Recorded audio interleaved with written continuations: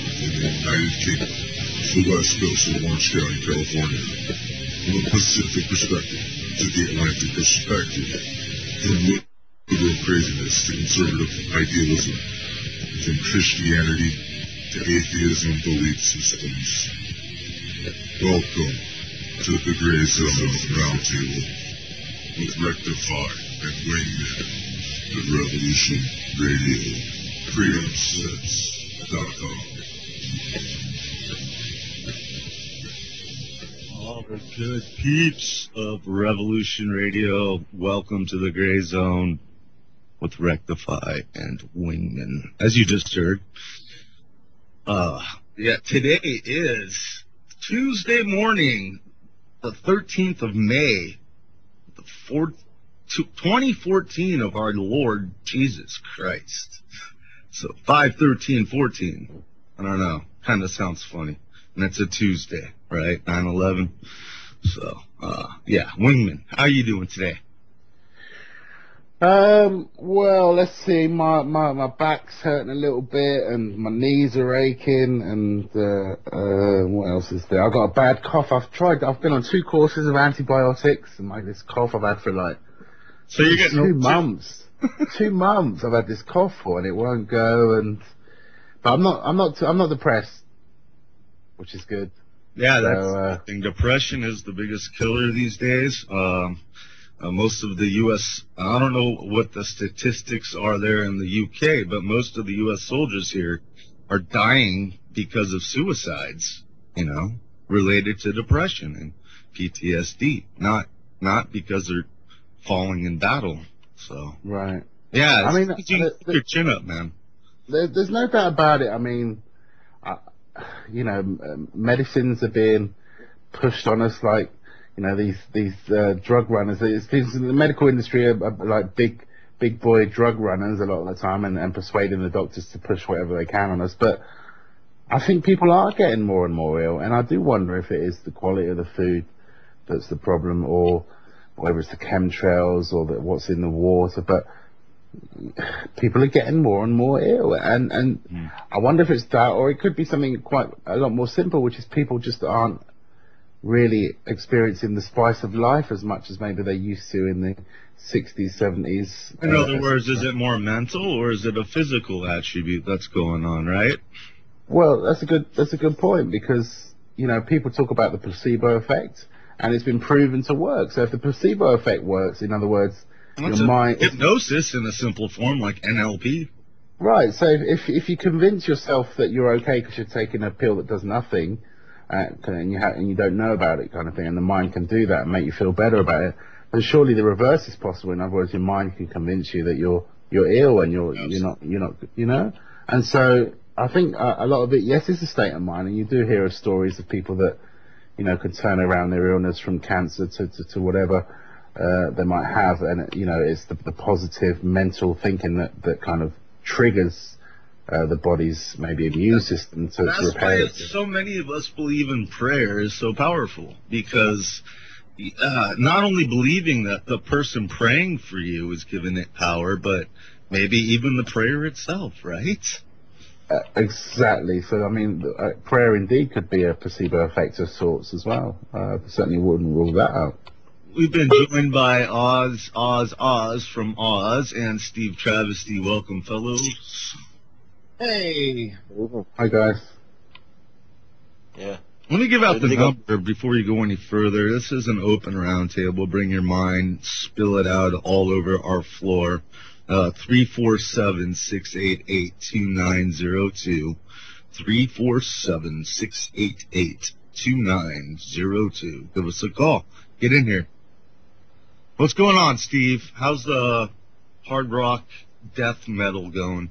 Oh, it's going great. We got a show coming up on June 7th in Jersey. I think it's in Jersey, that I'm excited about. It'll be our 3rd show.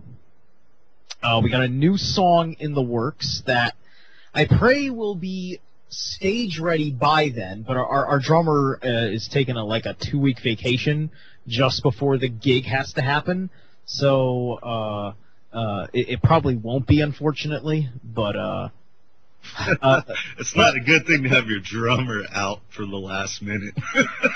Yeah, he has a tendency to do that. I mean, he's the foundation, basically. You got a drummer, then you've got the bassist, A drummer. rhythm guitarist, then the lead guitar, and then you got your singer, right? And of course, I happen to be lead guitar and the singer, so there you go. Nice. You've got the duties. I got the keys. So if your drummer sounds like crap, you're going to sound like crap. Yeah, that's why you gotta always have a good drummer. No, our guy's pretty good. So, we're happy with him. Talking of Can you play the singing, drums, Steve? Say again? Can you play the drums? No, my big deficiencies are drums and keyboards. I can play bass, which I did for a long time, and there's video of me playing bass on YouTube. He's a stringer and a singer. Stringer and a singer. There you go. Not And many years ago, I play guitar when and sing. we used to go to the pubs, there was this band, and they were flying V formation, with the lead singer, 2 guitars, bass and drum. Uh-huh. And what they used to do when they didn't have a starting act, they'd all swap instruments, and they'd call themselves a different name, and that'd be the Fred Band, and that would be the intro band. And it was awesome. They had a lot of fun, mucking around with the other person's instruments. But one night, the drummer broke the snare and did the whole show. He did the whole show with no snare. It was amazing. Yeah, there was a group that was famous for doing that called KMFDM, which is kind of like an industrial band. And you see, like KMFDM does like heavy metal style industrial. Well, they do a side project where they call them MDFMK, which is just their name backwards, and that's them. It's like Oprah and Harpo. And Harpo, exactly. Basically, they're doing the same. It's the same writing process, except it's more focused on the electronica side of it. So if you want to bang your head, you listen to KMFDM. If you want to kind of like be like a rivet head and like dance at the industrial club, you listen to MDFMK. It's not like Linkin Park, that crossover with the electronic and the Linkin Park is just awful, and they will not be mentioned in my presence.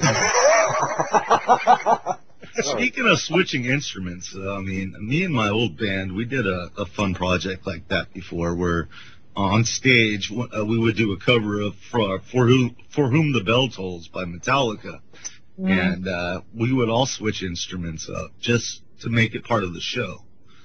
So that was fun. That's interesting. Yeah. I mean, like, people trip on that stuff. To pick up the bass, I could do it, but like, I don't know how to play any of our songs on bass, and our bassist is exceptional.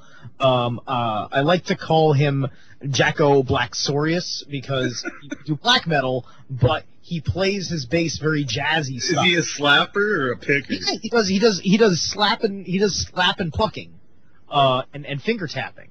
He's all over the place. He's like Jacko Pastorius. Hijacker just got on the air. He's going to come and bitch about us talking about music instead of war and death. well, talking about music, one of the instruments out there, Steve, can I just... it's not black metal unless you're like talking about Satan or Odin. Right. Go ahead, Wingman. No, I was going to say... Hold on one second, Oz.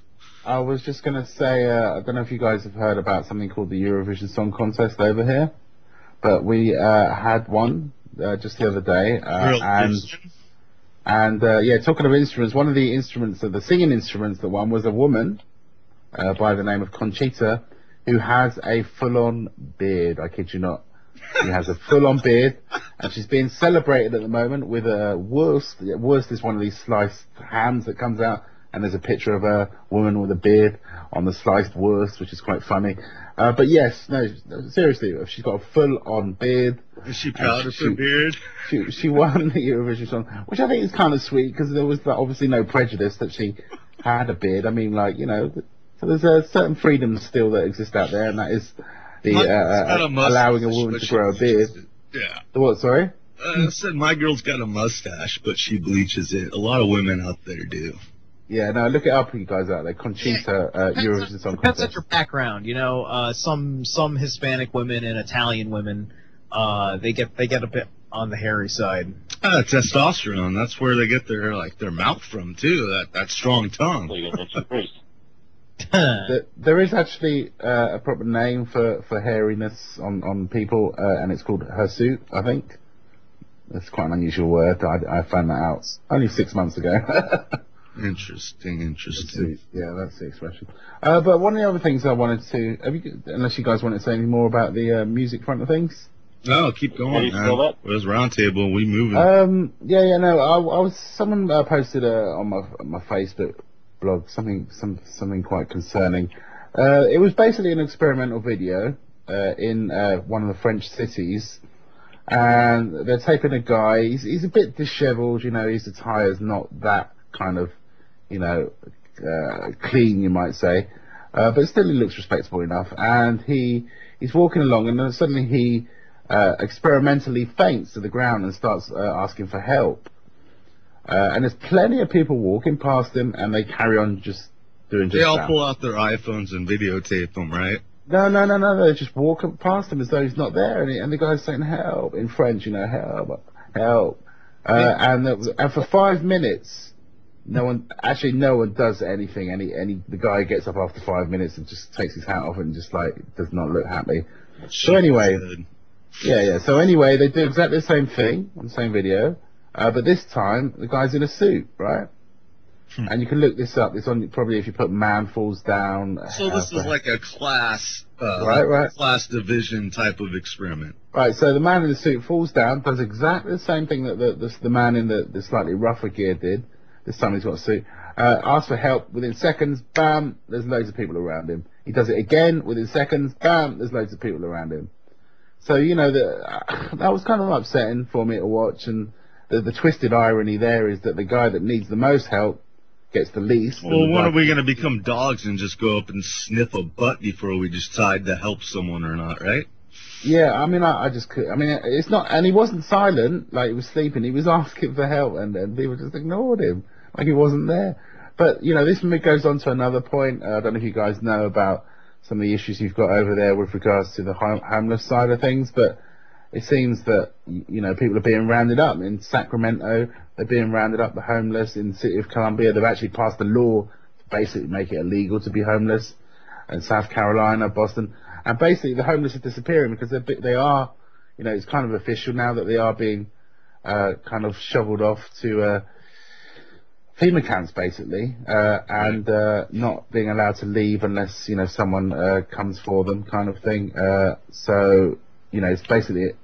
2 weeks ago, I went over that horrible story about the UK using aborted babies to fuel their hospitals and power them and heat them. And that was disgusting. I couldn't believe what I heard. And, oh, by the way, Alex Jones picked up on that. They were throwing them in the furnace? Yeah. Snarls. Yeah, something like that.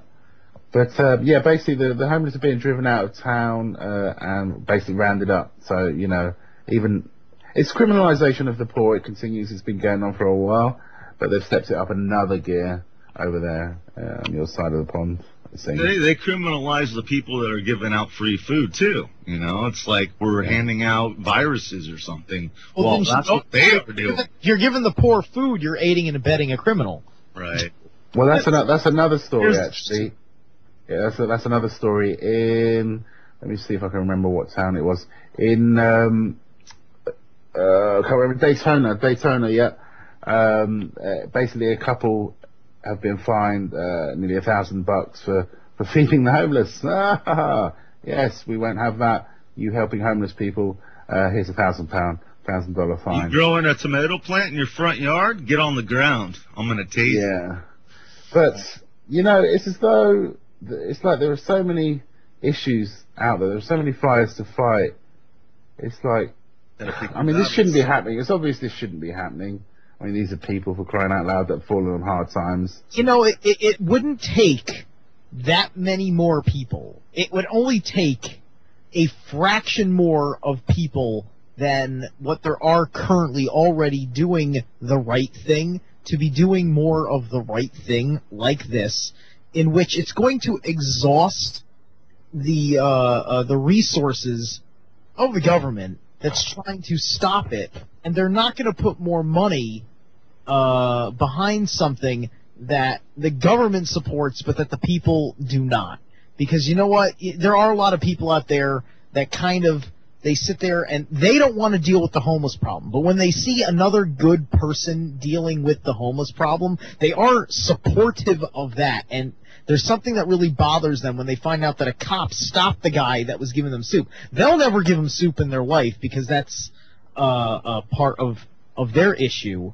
But they will be supportive of somebody else that decided to get up and do it. So, in other words, you know, those that make the choice to be charitable will be favored by society, even though they themselves are not charitable. So keep that in mind, because at the end of the day, if you keep building that momentum of just goodness, they're not gonna be able to justify what they're doing because they don't have they don't have anybody's public support for it to begin with. And of course it also takes us telling them, because you know, if it wasn't for people like, you know, videotaping these things and showing people, like, you know, records and evidence and witness reports saying, like, did you know they're actually arresting people for feeding the homeless? They'd never believe you. They think it's an absurdity. It's just like, no, you don't arrest somebody for, you know, for stopping suffering and creating happiness. But no. Or an entire tent city disappears overnight and they possibly went to a FEMA camp to get executed. No, that would never happen in this world, right? No. Right. Not right. certainly can't happen again with the technology that we have today. Hide it even better. I'm not quite sure. I'm not quite sure that that happens really. That they get shoveled off to a FEMA camp. I think that they get relocated for sure. Well, think about it. If you're a government entity, you've got them already piled into a tent city. You know that they're already away from, like, any type of outside resource, like family members that would know any different if they disappeared. Look. There's always some other nook and cranny of the country that will ultimately have the poor problem dumped on them. They're burning freaking aborted babies for fuel in the UK. Come on. Yeah, it's not that far-fetched. First off, that's a non sequitur. Second off, that's not even in this country. It's the human view of how disgusting that we can get. Well, maybe the British, and the British are going to have... Oh, Wingman! You're talking about... Hey, do you have an American case? Do you have an American case of this? Because otherwise what I'm saying is not absurd. Look, here's the point I'm trying to make. There's nobody working at these FEMA camps. There's no FEMA employees out there, meaning they're not going to put them to... you know, these facilities that were basically built and are now abandoned. Maybe it's all UN. Well, apparently it's official. This is all going to be organised by FEMA also in terms of their properties. So, anyway. FEMA doesn't even really function anymore. I mean, like, nobody talks about, like, oh, after that last tornado in Wichita, Kansas, FEMA showed up and saved the day. It's just like, no, FEMA's got, like, no presence anywhere. Except for, like, places where, you know, rich people want to bitch and moan because they lost something that they can afford to replace. Anyway, the other interesting thing about this is the policing side of it, which is that the hotlines have been set up so you can shop homeless people. So now they're getting the people to kind of self-police in that respect. And I guess to some extent, you know, people propping up the absurdness of the system that's been happening for some time, you know. But like I say, there's a lot of fires out there. It makes me, you know what this, as an analogy, what this reminds me of is, I don't know if you guys have ever seen a bullfight where there's several people kind of teasing and taunting the bull. And it does feel like, you know, not just over there, but which I never understood, by the way.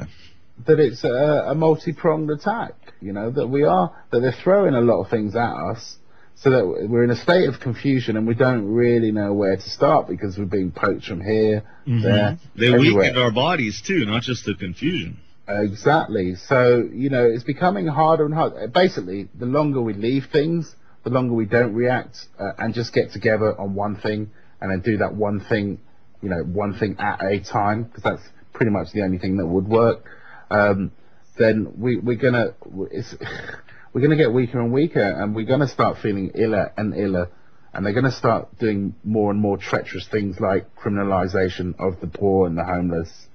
And a lot of those homeless people would be veterans too, wouldn't they? Probably, yeah. Probably a lot of them are.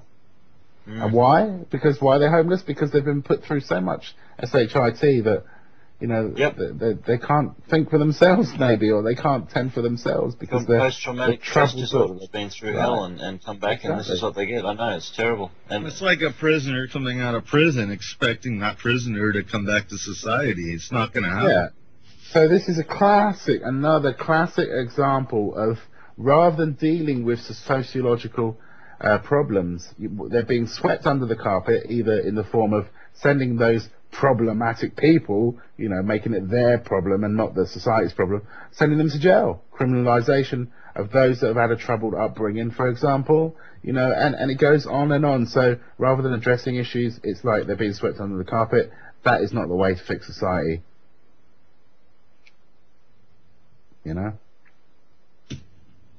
It's sad though, because exactly. it's the economy. It's the economy that's pushing, most of the young people into the military forces.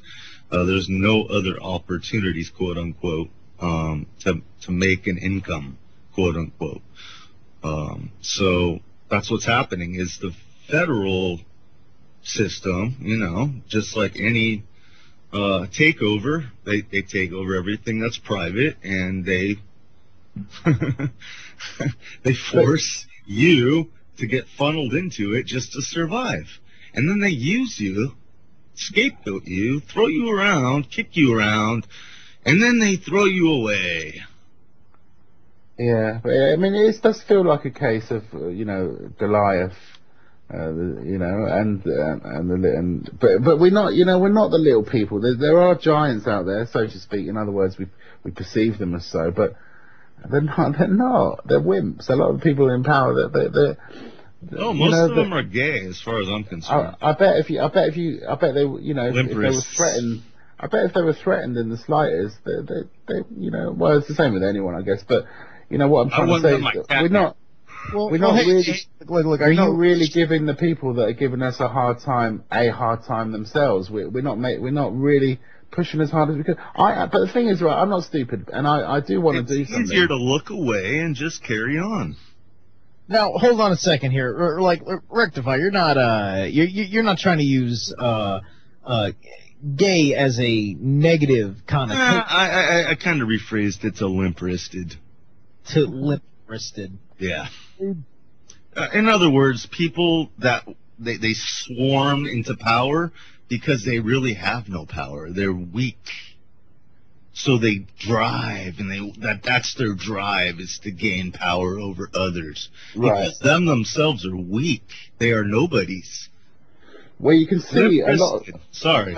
I'm not being funny, but a lot of these cops that do abuse others, you can basically, I'm very perceptive with regards to facial recognition, recognizing personality from facial and body features, and I can tell you a lot of these cops that do these nasty things to a lot of these people, they're not that bright. You can tell. They got a 2-incher in their trousers, man. Their trouser snake is little. I mean, come on. That's why they get big trucks and tattoos. And you can see by their mannerisms, it's just something's not quite right. They don't hire anybody in the police force based on high IQ. In fact, they go against that. People will tell you testimonies, especially smart people that went to be cops. If they score a certain way on the mental parts of their examinations, it'll be factored into their rejection. Non-tool. Yeah, exactly. If they can't be, because the state has to spend an extraordinary amount of money to program, quite literally, these agents of the state. They follow a very, very specific program and protocol, which is basically set in precedent by whoever the leading attorney of their jurisdiction is going to be, state attorney, district attorney, so on and so forth. And that's the guy who tells the chief of police or the captain or whatever of the force, what your little army there going to be allowed to govern the people. And that's how it ultimately comes down. And there's a very, very specific protocol that eventually gets them to the legal ability to murder, the legal ability to commit fraud, so on and so forth. But see, legal, doesn't that just mean commerce? Isn't that all based in commerce? So it's like we're commercializing bodies, the human resources, and getting permission to shred that paper as... It's using the fiction of the written legalese language to which we consent to because we don't say no. Right, exactly. And for the most part, we don't say no because we're scared to, or we don't know.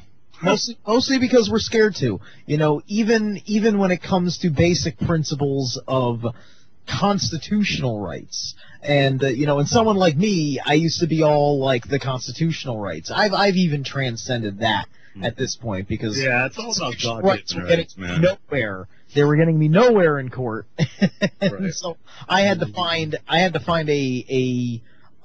authority higher than the Constitution in order to self out. Yeah, in many respects. God.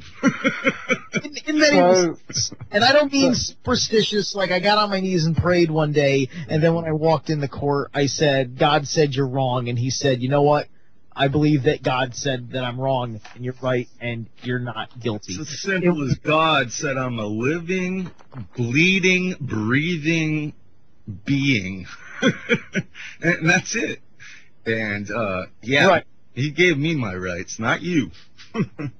That's part of the core principle of it. It's just a matter of you gotta say it. You gotta say it. Right? You gotta say I'm not a person. Mm-hmm.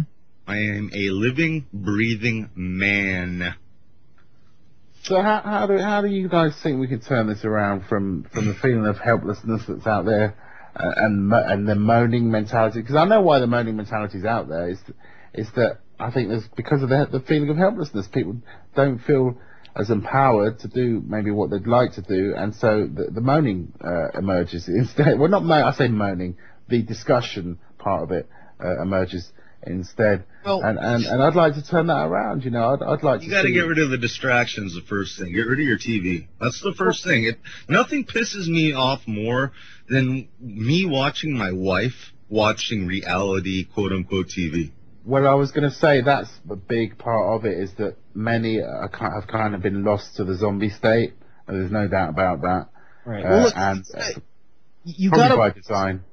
You gotta break your belief in the system. You have to break your belief. Like people have a certain thing. Like they'll sit there and you'll say, this law is wrong. It is immoral. Is this, that, and the other thing, right? And then all of a sudden everybody will agree with you and say, yeah, you're right. That law is wrong. Now the thing is that at the same time they won't change their behavior because they believe they need permission from the government to change their behavior. In other words, they have to look at the process they believe is supposed to exist for changing laws to accommodate the belief system that they want to have.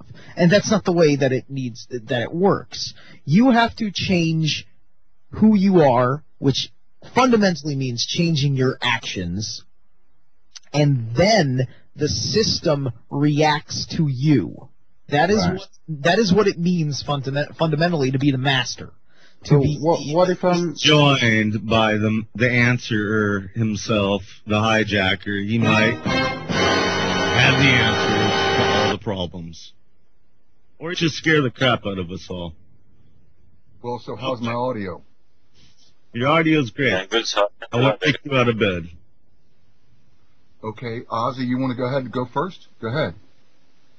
No, I want to hear you, hijacker. I was just say, holy smokes, Batman. It's the Jacker.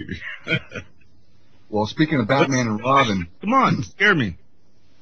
Well, no, I was going to commend Steve on the producing the show today with Sean David Morton and JP. It was really a good show, and Sean really took it from the New Agers all the way to the reptilian human hybrids. We're talking about the Cobra interview? Right, yeah. Yeah, that was a good interview. And you know what? Let me say this much, man. I'll be honest with you. I did not think that Cobra was going to impress Sean, and he did, and that honestly surprised me. I had no expectation of what was going further. I was a little concerned that the information would not be good enough for Sean at the way that Cobra presents his answers, and yet, however, it really did, and probably that had a lot to do with the fact that as I'm listening to everything that Cobra's saying, it's just like this pretty much validates everything in Sands of Time. Yeah, I didn't have any question about any statement he made. Yeah, I mean, like, I finished reading Sands of Time on Sunday, so, you know, hooray for me. I finally got through it. Well, you know, Steve, the one thing, and Sean got political, and I know because he's kind of a rock star, well, he is a rock star in the, you know, alternative truth movement, that you got to be political once in a while, and once in a while you have people call in about Carrie Cassidy, how she basically buried them. You know, they all got their bodies they buried to get up on top. They all got their egos. But Sean did, when Cobra said that all monotheistic religions were the creation of the reptilians and the Greys, you know, Sean, he didn't step on that landmine, and you know, that's really important, especially to somebody like me. And he sidestepped that one, so that's the only critique I have. I want to know when Nephilim became Archon. You know what? I have that same question running through my mind. In fact, let me take a look here real quick. Did I write that down? Because, like, a lot of because Sean is only understands Cobra so much because he's fairly new with to the Cobra material. There were questions that he had himself personally. Plus, he phrased a lot of questions in his own way. Questions that I submitted and questions that JP submitted, because I warned Sean, like, Cobra, I've listened to most of his interviews, and he gives very, very short and direct answers. He's got lots of answers, but they're very short. So he's not really a storyteller. So basically, just have a lot of questions. So he asked us for help, and let me see here. I'm just. Well, no, Steve. Actually, I could see your fingerprints, and you and JP. I knew you were feeding Sean the questions because Sean was cracking off too many shots, too succinct.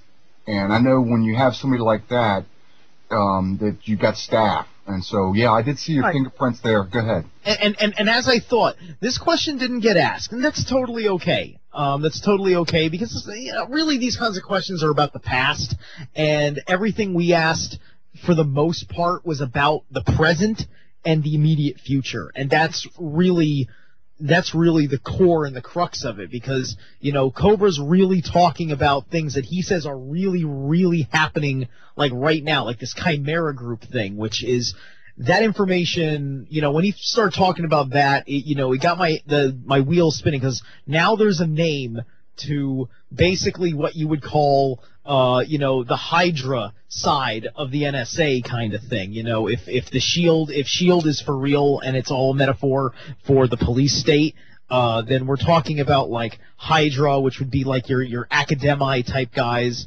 and the Chimera Group's deeper than that, because that's pretty much like your reptilian stormtroopers and stuff. But yeah, I did have the question that didn't get asked, and it was going to be about the relationship of the Archons with the Anunnaki. Both these terms get used by everything and anything that is of the quote-unquote gods. They're being intermixed. That's my problem. Exactly. Can you clarify and specify what parts of our past were and were not Anunnaki controlled? Because everything is like, every time it's aliens of the past, it's always blanket statement the Anunnaki. Like, it's always been the Anunnaki for the entire the last 100,000 years of various civilizations pre-deluge, so on and so forth. I just watched The Fourth Kind tonight, and The Fourth Kind tonight is legitimately about the Anunnaki, because they've got the freaking videotape from the sessions where the Anunnaki basically channel through the people going under the hypnosis speaking in Sumerian. And I'm pretty sure that they can't manufacture that at my labs, so that can't be a government hoax. No, remember that TV show V also in the 80s? It was a favorite of mine. I was like 6, 7 years old or what have you, But then they brought it back a few years ago, and it didn't even last a season. They cut it out because it became too real. People started seeing, so they got rid of it. But that was a great show. Even the latest V, they only ran it a year and a half. Right. And the ratings, they said they canceled it because of ratings. But the truth of the matter was, the ratings were off the charts. Right. Yeah. They don't want that seed being planted, that seed of suspicion. People kind of momentarily looking about and thinking, I wonder. Like, I didn't even get to see them peel a face off so I can see the reptilian underneath on the second version of V. That sucked. Well, you know what? They weren't going with the peel your face off situation. They basically had a special. There was kind of a second skin thing going on, but they changed a lot of very interesting things to kind of update it for the story. And man, I don't remember much because I only watched maybe about 2/3 of what they actually filmed for that first season of the remake. And they were going to some very, very good places with it. They got a lot more direct with going through the entire concept of how the visitors were going to build relationships with mankind, basically your Project Bluebeam style alien messiah situation, where Saviors. That's what they do. The first thing they did when they came to Earth was they established hospitals. They established hospitals because that's how they started the entire process. Obamacare. Obamacare, it was all in there. They get you chipped. They get your full genetic history. They also sample away your DNA, this, that, and the other thing, and it's all a facade. It's all a facade. They give you the healing that you're looking for. You go in there with cancer, and you come out healthy as an ox. But you've been chipped. Praise your new God. You've got implanted subconscious programs at the same time. All that stuff was in there. And, of course, they also had things like not all the reptilians were bad guys, so there was a couple of them that were good guys because they came there because... militiamen aliens. The militiamen aliens, which that's more the Falling Skies plot line, and you want some really good stuff that's gonna hit its fourth, I think, season now. Falling Skies on TNT. That is some rocket stuff, and it's a Spielberg production. Well, listen, Steve. So that's give you a lot of information because you know it's Spielberg. Mm-hmm. Yeah, listen, Steve. That's like Under the Dome. I like that. I hate to admit it. Me too. Yeah, take this message back to Sean. I do appreciate on the he rolled over to Studio B with JP to finish off the interview, and then he actually hung with JP for the full 2 hours. So actually, Sean, I guess, did 4 hours. But tell him I do appreciate, because I come from a Christian perspective, Christian narrative of what the aliens are, the fallen ones, and tell Sean I was appreciative that he did relate back to the Bible. He talked about the fallen one, the Watchers, the Book of Enoch, the Book of Job, and so he did say, all this alien stuff, it could be, under the narrative of what Christians or biblically based people believe, and not just necessarily the New Agers. So sure, yeah, and just Steve Quayle had something interesting to say on that, Jacko, just quickly. That the Nephilim, there was a spiritual embodiment of and there was the physical seed. And you put it in a good perspective on an April show. I can't really explain it that well. You'll have to go and look it up in the archive. Who was with the Hagman? Okay, over. Okay. What I was going to say is that the interview ran about 10 minutes over in reality. That was a pre-recorded interview because, unfortunately, Cobra, because he is very, very guarded about his identity on the internet.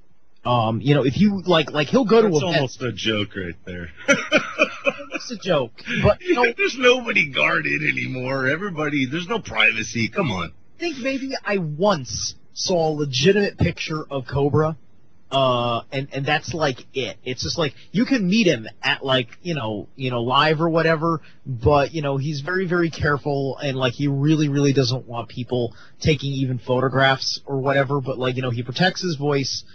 He protects his face, and he protects his name. And actually, Steve, let me jump in here just for a minute. He's right. I've actually twice now when I've gone to town and been, I think it was in a grocery store both times. When I talked to the checkout person or whatever, somebody in the line back behind me, actually as I started to leave, they came up to me. And they go, "Did I know you from high school? I know your voice. Where do I know you?" And I says, "No, I didn't go to high school around here. But I know who you are. What's your voice? You're And of course, I wasn't going to tell them Revolution Radio. That's where you heard me. So I just, I played stupid. I lied, basically. Right. Yeah. But anyways, that's why he protects his voice, is because once people pick up that voice pattern. Then you run into everyday people, and they recognize your voice, and then you don't know whether somebody's going to turn to be a crazy or what. So yeah, no, I understand that fully. Because I believe Cobra has actually made that statement himself. He says it's not really about protecting myself from the NSA type people, because that's fairly impossible. He's fighting the bots. But he's fighting the bots, he's fighting the trolls, and he's fighting the psychopaths that are going to be the most dangerous, which are the ones that can actually follow through with a physical encounter, especially because he does do a lot of public events, because he's very big on these portal activations that happen during astrological alignments, including one that he just posted today after the interview that's going to happen on May 17th. And he goes to these events, and you can meet him there. And he's, they're going to be doing the main meditation for the portal activation in Switzerland. So Steve, is not so much about government, alleviation. It's more or avoidance. It's more about all the crazies out there. Right. Let me jump in here just for a minute, because Ozzy, he raised a real good point about the sons and daughters of the Nephilim. Whether they are by the seed of the serpent, so to speak, biological, or whether it's a spiritual inlay, as well as the psychopaths that Steve was talking about. So I listened to a program about psychopaths just the other night, and that about 4% of the population are psychopaths that operate off basically the reptilian part of their brain, seems to be alone. But what Ozzy was talking about, a spiritual inlay where people become reptilians, or whether they're born like that. And yeah, I'm to the point now, I'm with Ozzy. There are two different ways in which the reptilian human hybrid, so to speak, or even Cobra talked about, they walk among us, or they control our government. It's both by birth and what seems to be some type of spiritual way that if you give yourself over to sin or darkness, and you keep making decisions where you just want to go out every night and basically bang hookers, go gay, whatever, you want to wear tight jeans. No, I'm talking about open sin. Sell your fellow man out, do really dastardly things. It goes a lot deeper. Right. That you can actually pick up that because of that way of sin actually opens you to maybe alien abduction, and then what Sherry Shriner says, where they stick a little worm up your butt basically and goes up to your brain. Oh yeah. I mean, I don't know. Nanotech. Or not. Oh, most definitely. Yeah, and let me say The Jacker, parasite, argon parasite. Go ahead. Sure, yeah. Jacker, I love you, and so this is just me, making a point out that I agree with you, except in the details of the definition of sin here, because I know homosexuals that are wonderful, loving, warm human beings with lots of. It's not the homosexuals that are the sinners per se. It's the ones that are projecting the acts upon the public. Well, sure, but that goes the same for straight people. That's just being a degenerate. You know what I mean? Right. On another point, look, in the Bible, God's displeased with these genetic modifications of creatures. He says there's certain creatures that he doesn't, they're not blessed. It's just the way he is. If you have a problem with that, then that's something you got to deal with before it's too late. But there's the argument to be made that the divine inspiration, quote unquote, of the various books of the Old Testament, because you got to remember they weren't all written in one shot, but let's just say they were all inspired by the same entity, if you will, is not necessarily source. Because we're talking about Yahweh or Jehovah or whichever name per se. Let's get back to the homosexual angle, Steve, because I had a brother who was a homosexual that died of AIDS, and to this day I'm still upset because he was very creative. He was a poet. He was a great writer, and he just got cut short. But homosexuality. Did he do speed perchance? Oh, he did all drugs. In fact, he was the first one. He shot me up with heroin, and that was fantastic. Man, I tell you, I did mainline. Only did it once or twice. I was a poor guy. I couldn't afford it, but if I could afford it, I would have done it. That's good. Yeah, but anyways, about the homosexuals, they are created. They are not genetic. If they were genetic, they would have died out a long time ago because they can't reproduce. So when you talk about homosexuality, you're talking about. Go ahead. I'm sorry, hijacker. That's just my ego was going to interrupt you. Please continue. Don't mind. No, I'm just saying that homosexuality. I mean, we know the statistics. If you want the statistics, Steve, real quick, they die young. They have they don't have lifelong relationships like normal heterosexuals. Hijacker, the old man, the famous actor Ian McKellen. Did you know that he's a homosexual and he's like 90, and he's a star actor because he's playing some of the best most awesome roles like Gandalf and Magneto. Oh no, I'm not taking away from their credibility. No, I'll back up. Hold on to your thoughts. We're going to continue talking about homosexuals here on the Gray Zone Roundtable. 347-688-2902. Join us. We'll be right back.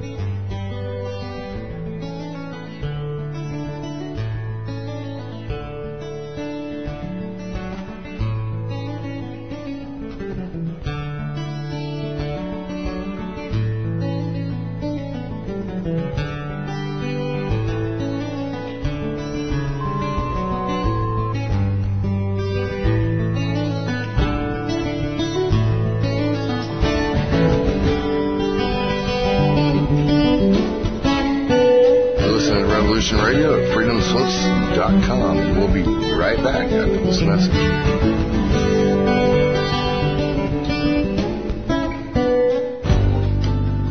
Who owns you? If you're not in control, then someone else is. Join me, Ivy West, for Voices on the Wind, Saturday from 4 to 6 p.m. Eastern in Studio A. I discuss government, health, metaphysics, suppressed science, universal mysteries, little-known incredible facts, alternative energies, and even more than you can imagine.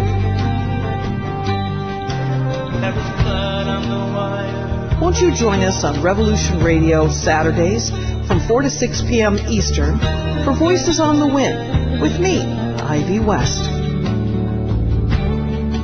There are lives in the balance, people under fire, children at the cannons.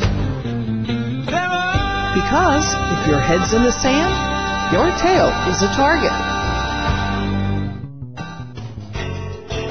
Hi everybody, it's me, the Fetch, host of Inside the Eye Live. Before the Sunday mainstream media political pundit talk shows, there is Inside the Eye Live, where we break down some of the weekly mainstream media talking points before the talking points even get aired. Add in some entertaining stories, weather, cats, intriguing and informative guests, and you get one of the most listened to Saturday morning streaming media political talk shows going today. And it's all right here on our flagship station, Revolution Radio at freedomslips.com. So join me, the Fetch, for Inside the Eye Live every Saturday morning at 10 o'clock a.m. Eastern. It is truly intelligent media for the politically aware.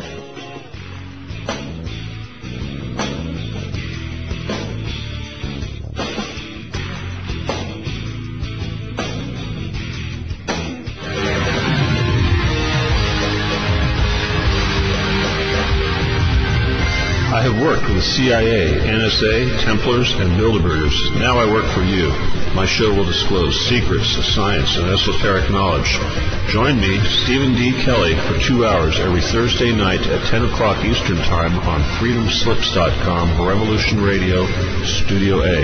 You can also listen to previous shows by going to youtube.com/Free Revolution Radio.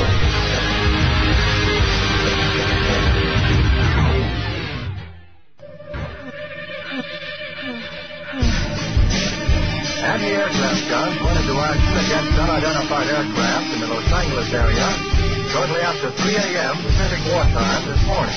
We are far stronger than we were 10 weeks ago. Zero quarters, all hands on your battle stations. Be nervous, count your toes. I'll do the mastermind around here. You who have not seen it do not know what hell looks like from the top.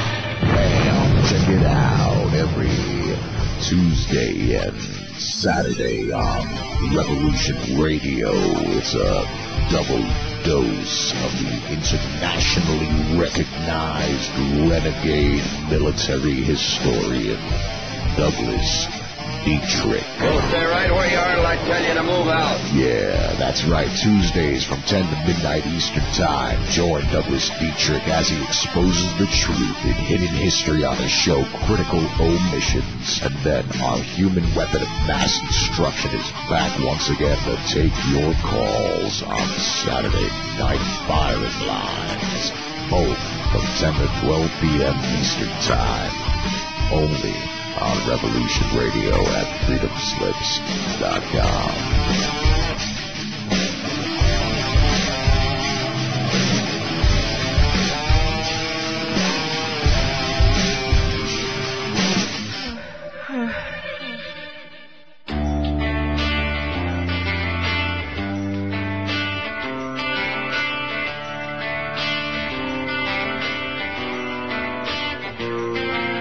This is Thomas, a.k.a. a Mad Painter. I'd like you to join me Monday nights, 10 p.m. Eastern Standard Time for Open Canvas. Don't forget to bring an open mind. Yes, folks, that's right. Bring an open mind to an open canvas. Again, that is Monday nights, 10 p.m. Eastern. You opposed to government corruption. This is Revolution Radio, freedomslips.com. You don't need to expect us. We're already here.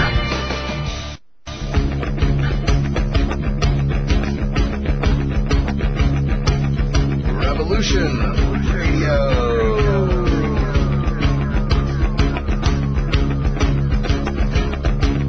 You're listening to Revolution Radio, freedomslips.com, 100% listener-supported radio, and now we return you to your host.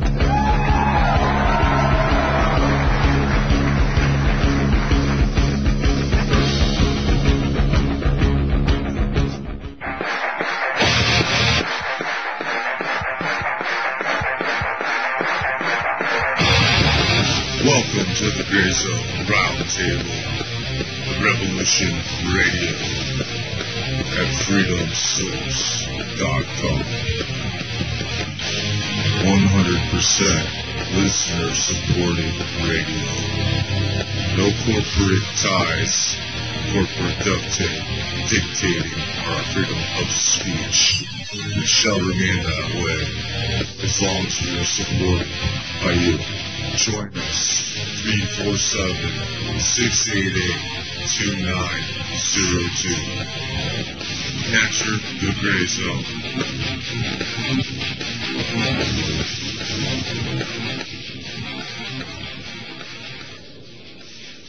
Good morning, good afternoon, good evening. Welcome back to Revolution Radio at freedomslips.com. You're listening to The Gray Zone. This is the bit where I say, help us out, dudes. Come on, we need your money. Send us your money. Give us your money. Heading over to the site, there's a support button there. Lots of goodies and lots of ways, or one way to give us money, and that's click the PayPal button and send us your money. So, guys, we were talking about homosexuality, if I remember. In what context, remind me?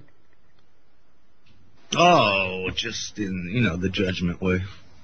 Right, yeah. Let me pick this up. I don't mind stomping on. Go for it, hijacker. Yeah, I mean, I believe me, when I went through the mental health system, many psychiatrists. Well, you had a brother that was homosexual, so you have insight that a lot of us don't have, and therefore the judgment shouldn't be there on you because you were there and he was your brother. So tell us. Oh yeah, but I just want to let you know, I ran into many psychiatrists who were fags, and I didn't mind jumping on their face and stomping on them at all.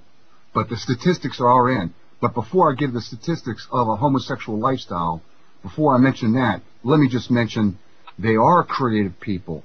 They do seem to. Go ahead. It's a choice, right, Ozzy? Sorry, I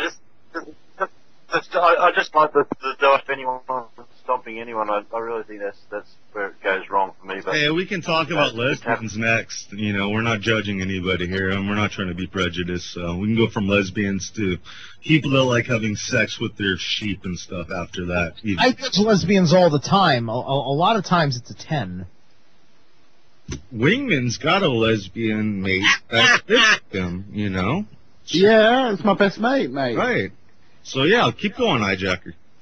Yeah, well, what I want to say is they are artistic. They're creative. They're good writers. There is something about their personality or the part of their brain they work off of in which you cannot take away from them their creativity in art or in theater or in the movies. So, but with that being said, the fact of the matter is that they do have a high rate of disease. They have a short lifespan. They have high rates of drug abuse, high rates of alcohol, high rates of suicide. Across the spectrum, if you were to take a lifestyle, the very least that you would want would be to be part of a homosexual lifestyle. That's how devastating it is when you actually take a look at the statistics. And up until 1978, it was considered a psychological disorder. And you know, it's my conjecture that homosexuals are more or less created through the type of structure that we're under, this reptilian human hybrid control of the world that just bust up families and does all kinds of damage versus genetics. Love and marriage. We're married with children, right? Now let me put this perspective on it as well. I believe that a lot of those statistics that's not indicative of the fact that their conceptualization of their life partner, of who they choose to love and want to spend the rest of their life with. And now that's a misnomer, Steve. No, they have no life. They have no life partner. Period. Maybe your brother didn't, but the statistics. My brother is an example of every single homosexual there. Just like I think most homos are sluts, Steve. Seriously. Steve, wait a minute. Look, we got to stick with the truth. Okay, yeah, you'll run into an anomaly of an old homosexual couple, maybe one out of maybe a million. Come on, Steve. That's what the media makes us. Hold on. They have an average of 5 different partners per year. This is ridiculous. You are judging these people based on a behavior that is modified by the fact that they are not treated equally in society. They don't, most of the time, they still, even with the progress in marriage that they've made, they do not have marriage equality yet. Therefore, that you had a fork and a knife and a pile of dog poop on a plate and you were eating it, I would say something, Steve. Steve, as not being equal, a lot of them are in the high life but with money and the Ritz. Wait, let me just say something. They've got that high life. I mean, it's not wasting their body. Yes, Steve said something about they don't have the equality of marriage. Every homosexual has the right to get married this minute. It's not against the law anywhere. To a woman. To somebody of the opposite sex, rather. No, they can get married. The homosexuals right now, any homosexual in the United States right now, if they can find a priest or a pastor to go marry them, they can go and get married. That is the fact.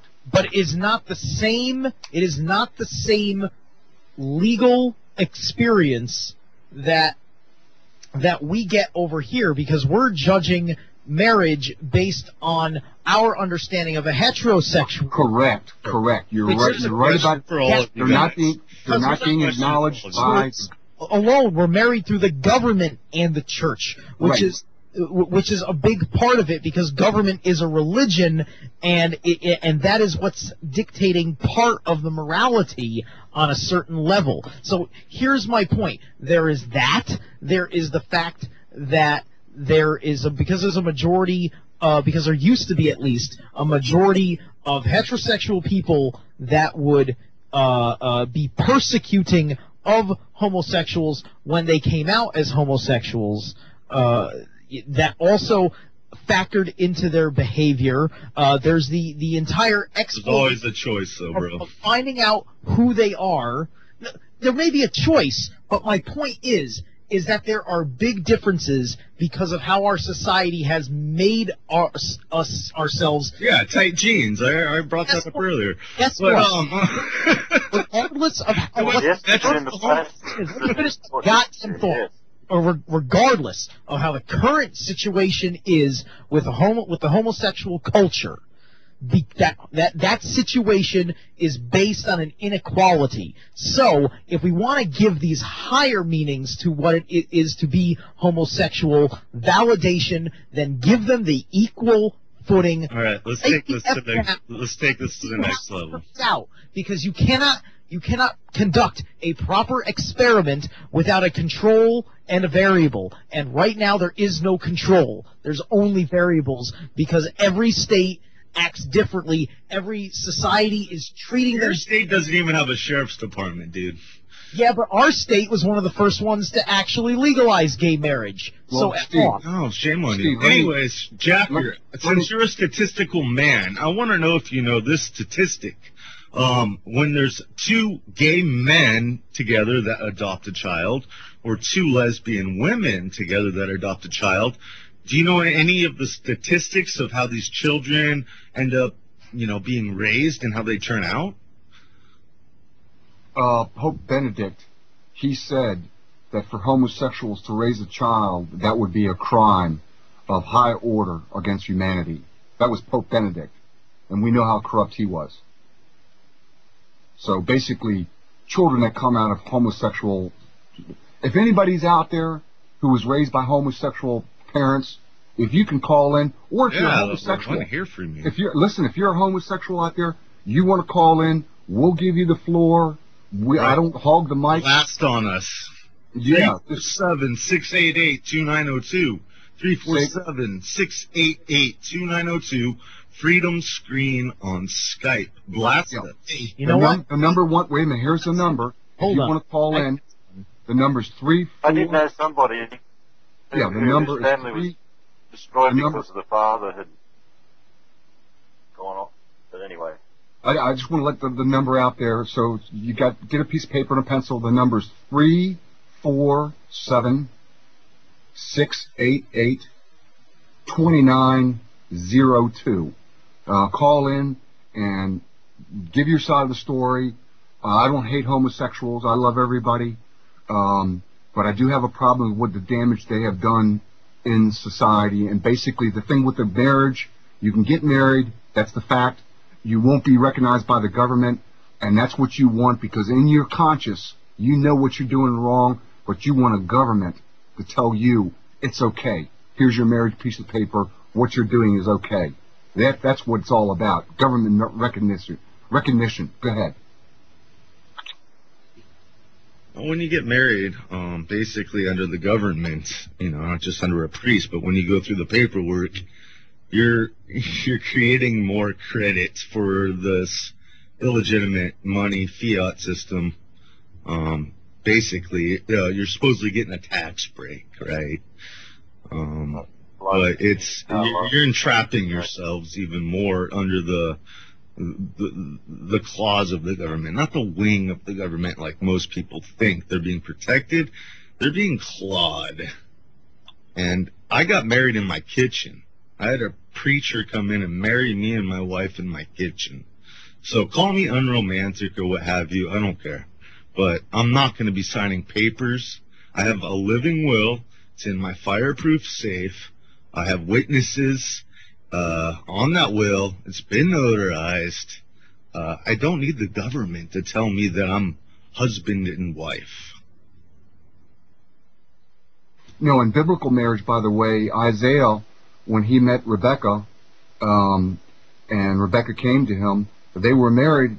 She entered Isaiah's tent, and they were married in the eyes of God the next morning. And in fact, I even told my kid that before he was married, because he was getting really frisky and stuff going on. And I says, look, you dishonor that girl, when you take her basically into your tent, or you end up having premarital sex or whatever. I'm telling you something really personal now. I told them like 6-8 months before they were married. I says, you're married in the eyes of God. The thing with the government and the piece of paper and the preacher, that's all dressings. The real spiritual stuff goes down there. Anyways, it wasn't too long. Well, I'm not going to say what happened, but both of them seemed to have changed. And so they were married a little bit before, quote-unquote, marriage, so to speak. I want to bring up synchronicity tonight because my show topic was going to be sinners. And I had doctors, lawyers, the real useless eaters, politicians, judges, cops, Well, there's an always military men. topic there, Rick. Just like, So I covering just everybody on that brought one. that up because of the synchronicity. So go ahead. I was just saying, that's an all-encompassing topic. Go ahead, Ozzy. Oh, sorry, I've got a bit of lag here, but yeah, just don't let me disrupt the flow. Keep going, Hijacker. Who are the true sinners? Who are the true useless eaters? Who do we pay homage to that really give us nothing back in this world? Right? They complain, they create havoc. I mean, the homosexuals actually throw into that group. They're the ones that are always screaming and bitching that things aren't fair, and this, it's the liberals, you know, it's whatever. It's labels, labels, labels, labels. But I want to talk about who are the real useless eaters that we could do without that would make this world a better place. Rectify, can I respond on this one? When you said synchronicity, I was thinking right at that time, just before you even said what you were going to say about your topic, I was thinking of the same thing. And you said synchronicity, I was thinking of it, and then you said it. And the other thought that was just significant was that I think we just sometimes grasp that we've got a lot of problems, all of us. But there is, you know, can you just picture that miracle power that can just take all that chaos and touch it and it's all gone instantly and turn it into a good thing? And I think that's what a lot of us just haven't really, you know, had that concept, fully understood it, or had an experience of it. So you're saying the power of projection, basically, we haven't mastered it well enough.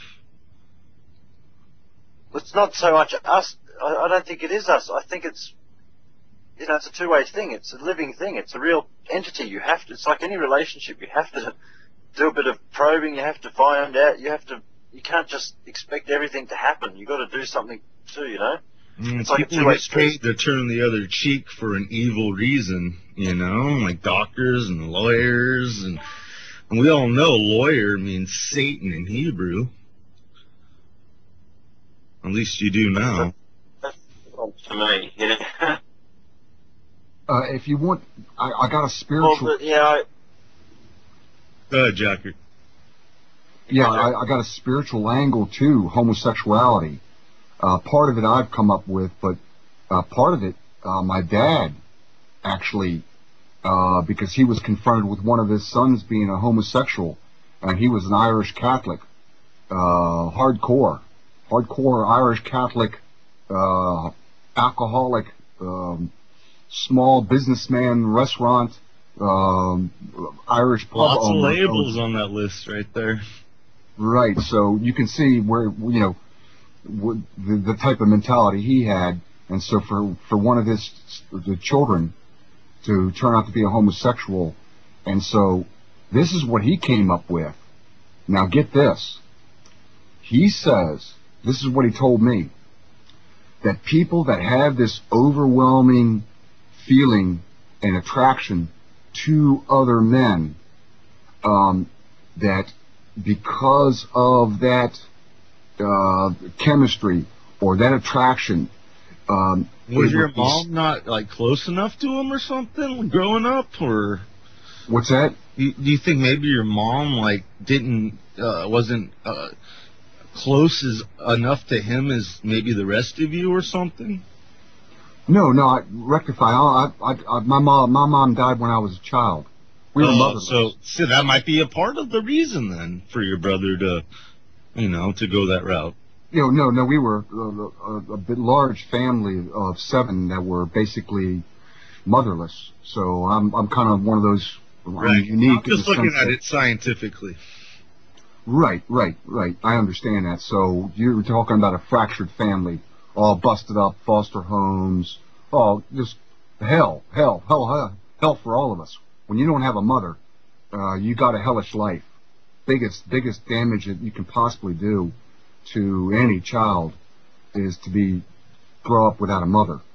But anyways, so he said that homosexuals, that actually they miss their calling in life is because the attraction they feel for other males, really that they should be driven, because of the nature of the homosexuality and the sin, they should be driven into God even more, and that the homosexuals should actually be the modern day celibate monks that God actually creates to actually love and serve Him, and not become homosexuals. That actually, if they should have been the monks, and they missed their calling. Isn't that crazy? Because Tibet is like the most demonized area on this planet, but it's the most holy at the same time. They're always under attack. Tibet, all the monks. China doesn't leave them alone. Well, no. Yeah. Go ahead, Steve. Rectify. I just want to interrupt real quick because I don't know if you saw the messages down below, because I think we have a friend who wants to call in. He probably would like you to have him call him into the call. I don't think. Do I have his contact? I'm not sure. If you can send me it. I sent him the contact. I believe your contacts already. Okay. Let me bring him in. Right, and then finally, let me finish and this is going to get really sexually graphic for the audience out here, and because I got the name Hijacker, I can kind of hide behind it, and then I'll turn it over to James Wright and Rectify and Wingman. But, so, the other thing about homosexuality, and right now we're online with 2, 4, 6 males, and I'm sure every single one of us understand exactly what I'm getting ready to say. But just be careful, man, because our friend James is on the air with us right now, and I'm pretty sure that he is a homosexual. So be nice.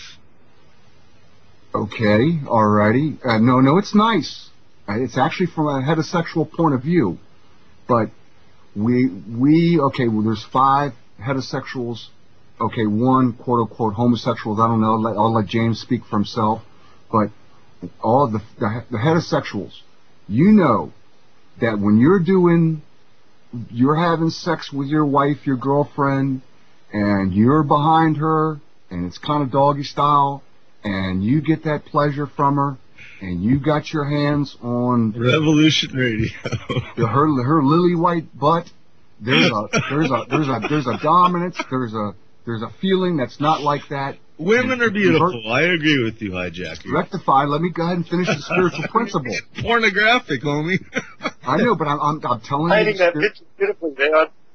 Let me finish the spiritual principle as far as a homosexual. Principle. No. Sex is spiritual. So, but vice versa, when you have a homosexual that's involved in the very same thing, except it's not a female underneath them, then basically, what are you degrading? You're degrading the actual image of God, and so it's spiritual. Well, just saying. Hey, spiritual. James, what's going on, brother? Right, I'm talking about the spiritual image of God. You're degrading as a homosexual. Go ahead. Like I said, I pull out. What's up, James? How you doing, brother? I'm fine, thanks. How are you? I'm all right, man. Go ahead and spill the beans. So, James, are you a homosexual? Go ahead. Yeah. Okay, good. Now, now my statistics. Well, not according to you, it isn't. No. I'm saying I'm good as far as it's good as far as him coming up front. And yeah, no. Yeah, he comes up front. Good, yeah, man. He's manning up, right? Right. What's your stance on all this? Now, James, I laid out some statistics on the homosexual community. Can you at least give me what I said about the rates of disease, alcohol abuse? Any rebuttals? Yeah. Right. Well, partners, go ahead, James. You got the floor. Did those come from a medical journal written after 1950? No, these are well known for the last 20, 30 years, James. Well, I would say that the person who put pen to paper in those instances was into misinformation, because that's just simply not true. I mean, I've lived in 2 of the largest cities in the world, and that is not the breakdown of the statistics. Well, I mean, how many... Okay, James, let me ask you. What's the significance of the 1950s? how many partners on average, like if you were to go 12-month period, how many partners per year do you have? Do you have more than 5, more than 10? What's your statistics? Past 3 years of my life, there's been 0. So, and actually right now at this moment, I happen to have a fiance. Well, I'd like to chime in here real quick. Wait a minute, fiance, a female? No. Anyway, the thing with the gay marriage, I want to say real quick, and I want to get into why we were split as man and woman. This is all of speaking, everybody. We've also been joined by Helena Phoenix. Einstein. And the thing that the government's taken up is this gay marriage thing. One of the things they're looking at is that nobody's talking about is hermaphrodites marrying hermaphrodites. Oh, my Lord. Wait, you guys got to quit acting like little children. If you want to get to the origins of humans, you have to bring that up.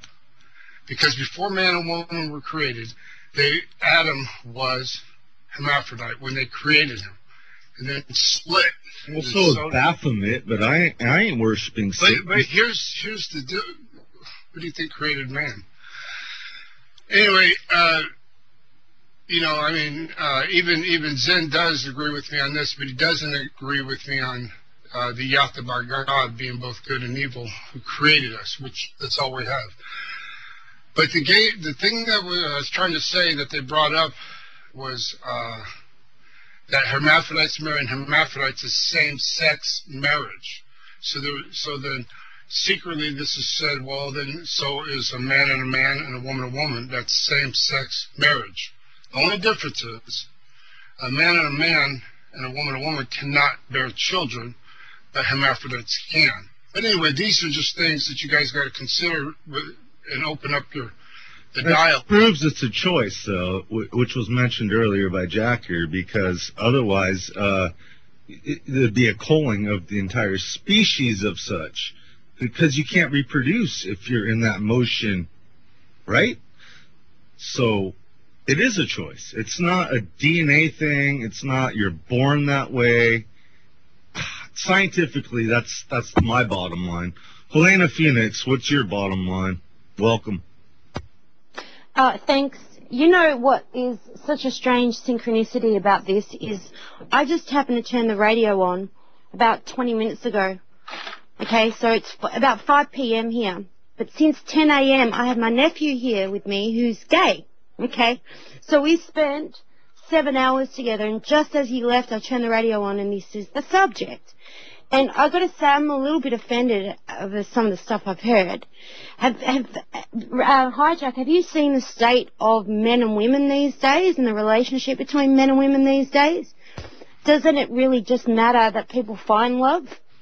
I'd like to add to that question.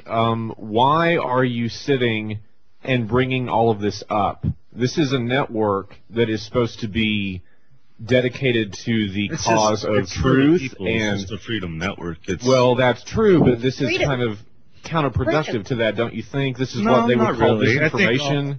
No, this stuff needs to come out I think we should cover all topics. The Gray Zone is a great.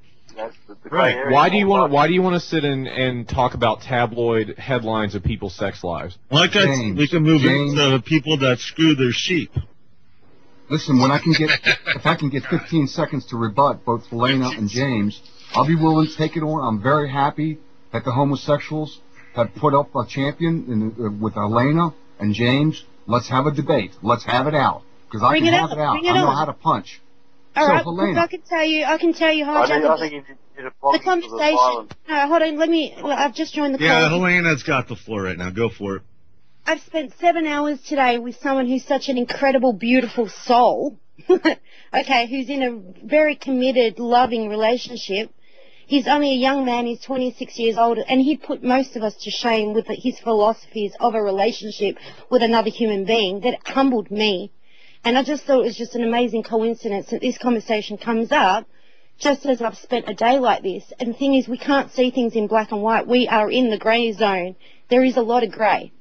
Now, another point I need to bring up, there is a Vogue about homosexual males. It is in vogue. I can understand how that would piss you off, Hijacker, because it is fashionable. What's not fashionable is seeing two women together. That is still a taboo. Okay, and the reason why that is because it's sexualized. You've got to take the sex out of this, because I think people are too obsessed with sexualizing these relationships. Right. These people are together, they are committed, and they love one another. Have you seen the state of men and women these days? Have you seen the state of divorce? Have you seen the wastelands that people are in with just the male-female dynamic? I mean, it's ignorant to say that two people that find love, that it's a sin. It's a sin the way men and women get along. That's a sin. Helena, is you said what was it, your cousin? Yeah, well, yeah, he's my sister's son. Does he want to like take your mic for a minute and say hello and speak? Well, you know what, guys? I didn't even think of turning. We were talking so much, hours and hours and hours. I didn't even think of turning the radio on. But God, I wish I had it while he was here, because okay. I would have got him on the radio. Yeah. There's a reason the timing was the way it was. And also there's something that James said earlier that I wanted to respond to, because I agree with James that this is a truther network and that it needs to be above the tabloid. But at the same time, I think just for the sake of clarity, because if James doesn't see it this way, then I wanna say that and hope that maybe we can agree that maybe this is what's happening, because this is my intent with participating in this little circus that we're having right now, which I'm having a blast. And I like female cats better than male cats because they don't spray. Why? That's my personal preference. That's who I am. I got a rooster. Long story short, if I may, this is a part of everything that has come with learning the truth is that the truth often is very, very, very hard for us all to accept on many. Say that again. It challenges our core belief systems, and you cannot get into these topics without thinking about your core belief systems, which means your philosophies and your epistemologies, which is the foundation of your philosophies. Don't look up the word epistemology because I don't feel like being a professor right now. Long story short is, like, for instance, my epistemology is mostly objectivism, similar to what Ayn Rand believes in. Similar. Not exact, because I am my own man and I have my own determinative way. Epistemology sounds like something Microsoft built. Yeah. Well, Microsoft wished they had built epistemology because... What you're referring to epistemology in this particular instance, I would refer to personally as cacophony. And I think what it boils down to is a matter of having class or not. And I don't think that when someone sits around, one particular person in this discussion, racking his brain of ideas of talking points for a live broadcast for the evening, that the thought of hot man-on-man action is at the forefront of his mind. Do you not see what's wrong with this picture? Thing like negative or like violent thrown out upon. Can I get my 20 seconds? I don't see it. 20 seconds. Problem. Do I get 20 seconds? See, Wojak hasn't answered yet. Yeah, do I get my 20 seconds to... I'm going to give you 90. Go. Okay, James, look. It's the mainstream media that's throwing all this homosexuality in our face. I mean, they got NFL players kissing on TV and shoving it down our throat. Turn it Do off. I get my 20 seconds? Wait a minute now. I'm telling you, the mainstream media, full force, full court, are pushing the whole homosexual agenda across the spectrum. In fact, James, let me just ask you. Wait a minute. Well, let me finish my 90 seconds. They're also pushing. Wait a minute. Let me finish. Yeah, James, one at a time. Come on. Come on. Yeah, We got to have 30 rules. more seconds, Jacker. Right. So, you're Freemasons, the stuff that you came out of, that you know so well, James, which I follow you religiously. I key off your words and your knowledge because you got so much. Just because you're a homosexual does not mean that you're not creative, you don't know stuff, you're not smart. Oh, he's very smart, actually. Right. He's an expert Mason. What I'm saying is, haven't you noticed the prevalence of homosexuality within that whole movement, the pedophilia, out of your own mouth, you spoke about this many times. Go ahead. Now you get 90 seconds. Yes, but you know what? Here's the truly sick part about the people that are involved in that is they're all married to women. Yes. So, Oh, yeah. you know, I mean, I don't know what else to say about that. And as far as an agenda, we don't all meet we don't have our own secret society and meet and plan this all out, you know? So I got a question, James, for you. Did you ever have a girlfriend growing up? Or Yeah, was it always like a boyfriend? No, in high school, yeah. You did. Is there an event or something that happened in your life that made you, like, turn the other way and look, and something that might have shocked you, maybe? Like, just something that might have shaken you to make you turn? I don't know. I'm No, trying we to were, understand it. my girlfriend and I were having a threesome with her ex, and that's when I realized that I like boys more than girls. So there you go. I got you. Well, James, let me ask you, were you raised with a traditional nuclear family, mother, father? Half my childhood, yes. Helena, was your cousin raised in a traditional nuclear family, mother, father? Well, it's funny you say that because his brother, okay, is also homosexual, and they both come from the same mother, different fathers. Their mother is my sister, and my sister's a psychopath. It's the only way I can describe her. Okay, so nature versus nurture. I think nurture has got a lot to do with it as well. It absolutely has got a lot to do with That's it. what I think, too. Both of them are. Keep that in mind as you raise your little daughter, your lovely little child. Yeah, but you've got to also consider that one of their partners come from a traditional family. So again, we're in the grey zone. It's not all black and white. We are indeed in the grey zone, ladies and gentlemen. Thank you for that reminder. Yeah, so there are exceptions to the rule. There's always going to be exceptions to the rule.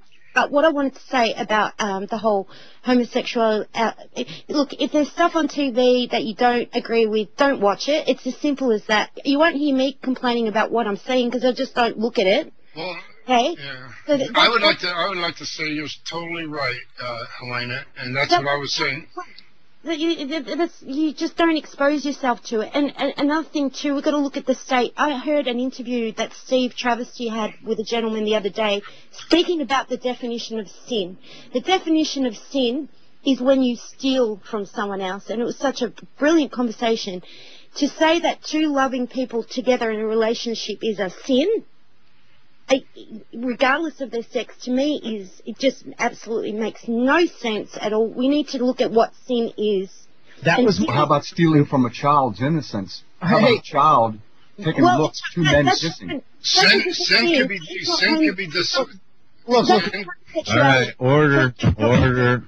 I've been quiet for a moment. I got a couple things I'd like to say. Helena's referencing my interview with Mark Passio that I had last week. Mark Passio is also a gentleman like James who is an ex-member of a secret society. He's an ex-Satanist, and he's done a lot of research on topics very similar, pretty much in the same line as this one, because moral relativism and things like solipsism, are a big part of his research and seminars, so on and so forth.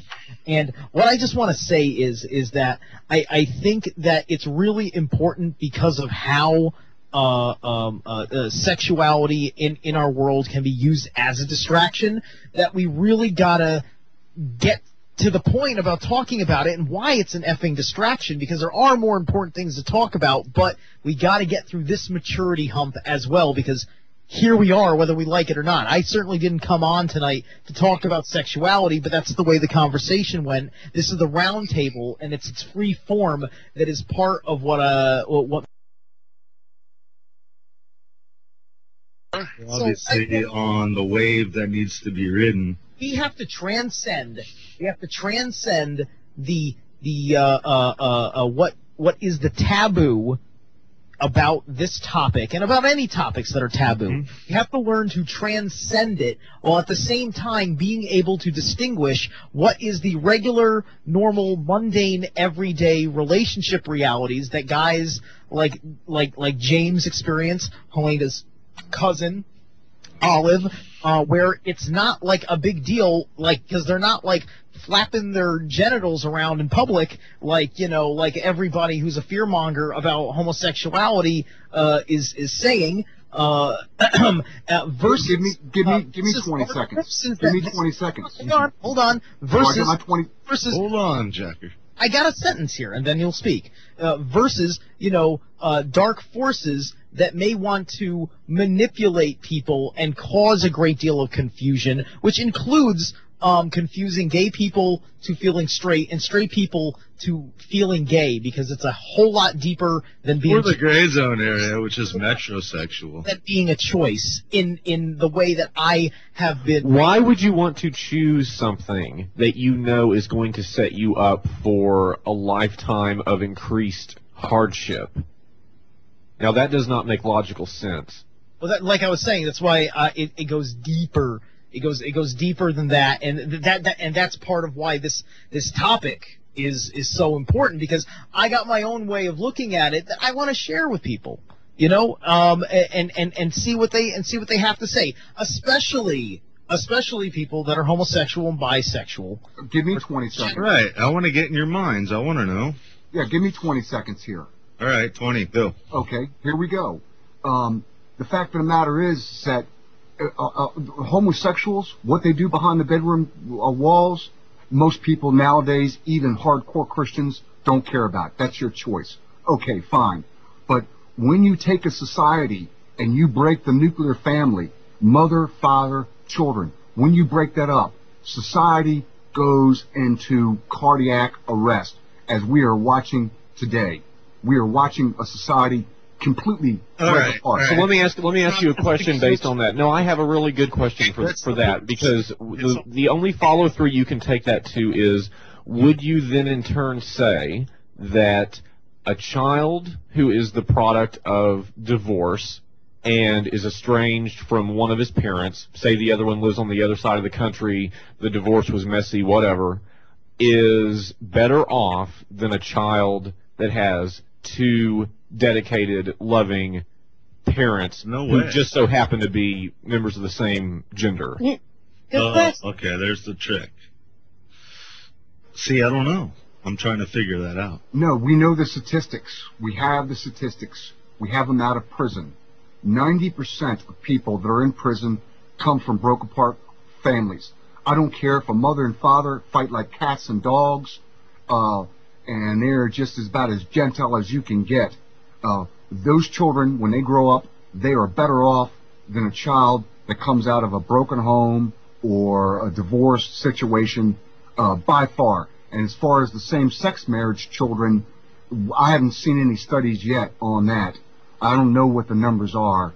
I would like to see something on that, what you're talking about.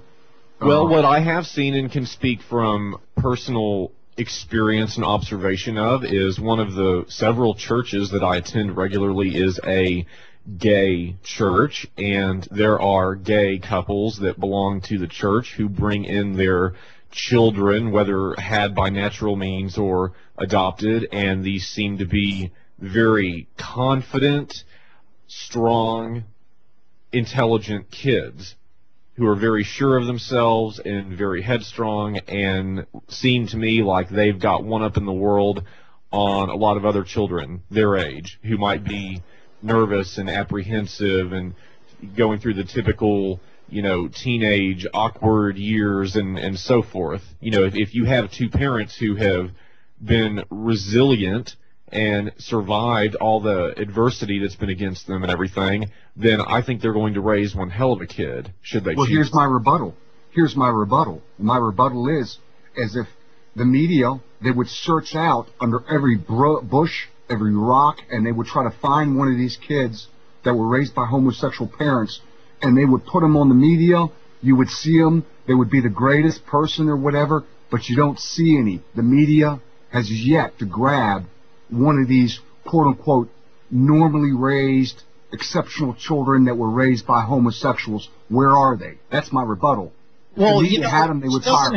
It doesn't help that the state gets involved all the time and uses social engineering to stop a loving homosexual family from being created, to allow a society to see that happen, because there's a question there. If it's a heterosexual family and the only aspects of the question in our mind is the sexuality of the parents and the sexual and whether they're also male or male female or female female, you have completely undermined the ability for that family to try, and there's so many other obstacles that are also undermining the ability to succeed. But guess what? The catch-22 of that is that when that does happen, and the evidence of that success actually happens, it happens under such insurmountable odds that it actually reinforces the argument of their ability to be amazing parents. I'll leave you with this, Steve. Pope Benedict. I'll leave you with his quote. It is an act of violence and criminality for a child to be raised in a homosexual family. Look it up. Look it up. That's his opinion.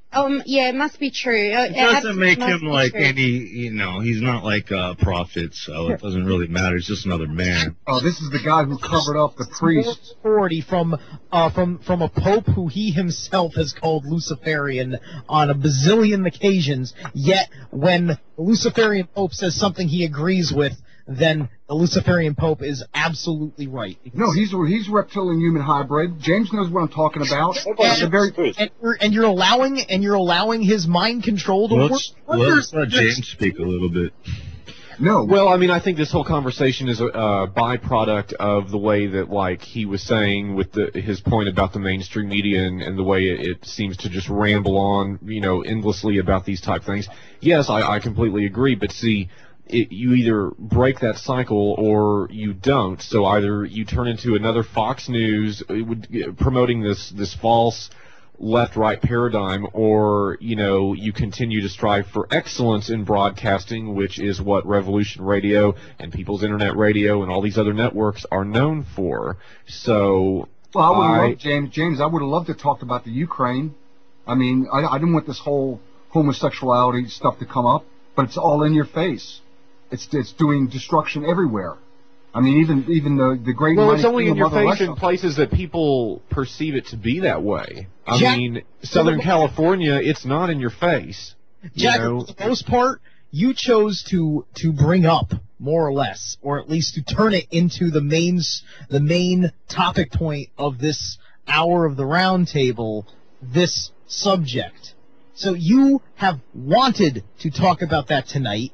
And that all started, like, we were talking about, like, the TV show, the reboot of V, and then somehow, like, there was somebody referenced, I don't even remember if it was you, Hijack. He drew a reference between me and the morals of it and my connection with the Freemasons and blah, blah, blah. Well, that was precisely what my objection was. I did not like, for one moment, those nasty bastards coming to me in my office in a place of business where I was supposed to be doing a job and propositioning me with indecent proposals. I resent that, and that is one of the many reasons why that programming broke and I got the hell out of there. So I agree with you on moral grounds that, it shouldn't, we should all not be living in the movie Caligula, okay, but we're not. So to sit around and have a debate as though it's looming around the corner, or we're all doomed, the nuclear family is history, blah blah blah blah blah. Well, that's just not true. Well, as a matter of fact, the millennium. That's a fact, and I've got a kind of personal question. I don't know if you want to answer. Gen X and Gen Y kids resent divorce. Okay, it doesn't matter if they're gay, straight, whatever. They watched the baby boom generation go through it, and they came to resent it. So that's a generational thing, not a sexual orientation thing. Yeah, well, I want my 20 seconds, and my 20 seconds basically is 10 seconds, which is that homosexuality and pedophilia is rampant through the Masons, the Freemasons, the Jesuits, the Catholic politicians. Politicians. So what do you make of that? When you run into a thread, and now they're throwing in our face where they had the gay NFL player kissing his little white boy right in front of on I saw it on a YouTube clip or something, or Drudge. I forgot where. I don't watch TV, but I mean, it's just like overwhelming bulwark of weaponry. It's just another tool, though, to divide and conquer. Yeah, especially with 13, 14-year-old boys, which are all horny anyways. We all been 13, 14-year-old boys, masturbated with dirty magazines and stuff. Mm-hmm. You can easily screw up some little kid. Look, man, look. Here's the deal. The social whims. Americans are really trying to come and realize that the way that we treat people of a different, gender, persuasion, that are transgendered, or the LGBT community, or so on and so forth, it's just morally wrong to treat them a certain way, because you yourself are doing harm to them because of your belief that doing harm to them. Well, one other thing that I think we should clarify is that if you are talking about this so-called gay agenda, then let's get one thing clear. There is no actual gay agenda. Okay, there is an agenda out there, and the LGBT community is at times victim to being used by it when it is expedient for it to do so. All right, I'm going to talk about something really sick right now. It's called NAMBLA.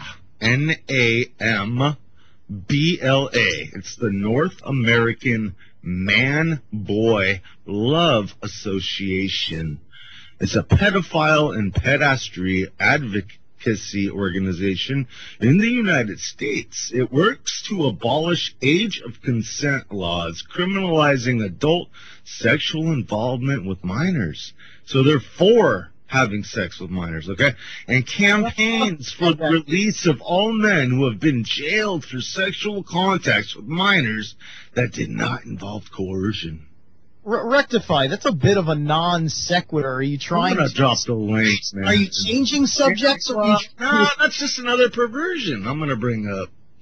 Okay. Yeah. So that's sick. And the point would be, beyond it being sick, what? I've never met a homosexual that's had urges towards little boys. Just like me as a heterosexual man have no urges towards little women. Look. You want to know what the agenda is? The agenda is power. That's what it is. These people in these secret societies, in the halls of power per se, they use sexuality as a power trip. Just like racism, everything else, right? I Exactly. know you rectify. I know you got. Yeah. Seth, please give yourself your intro, my friend. It is not that they care so much about whether you're a man or a woman. It's whether you will degenerate yourself to them. Will you get on your knees and give carnal pleasure to the man in charge? That is what is really going on here, and that is also part of what pedophilia and what the scumbags at NAMBLA are about, so on and so forth. It's a power grab. It's the sickest power grab.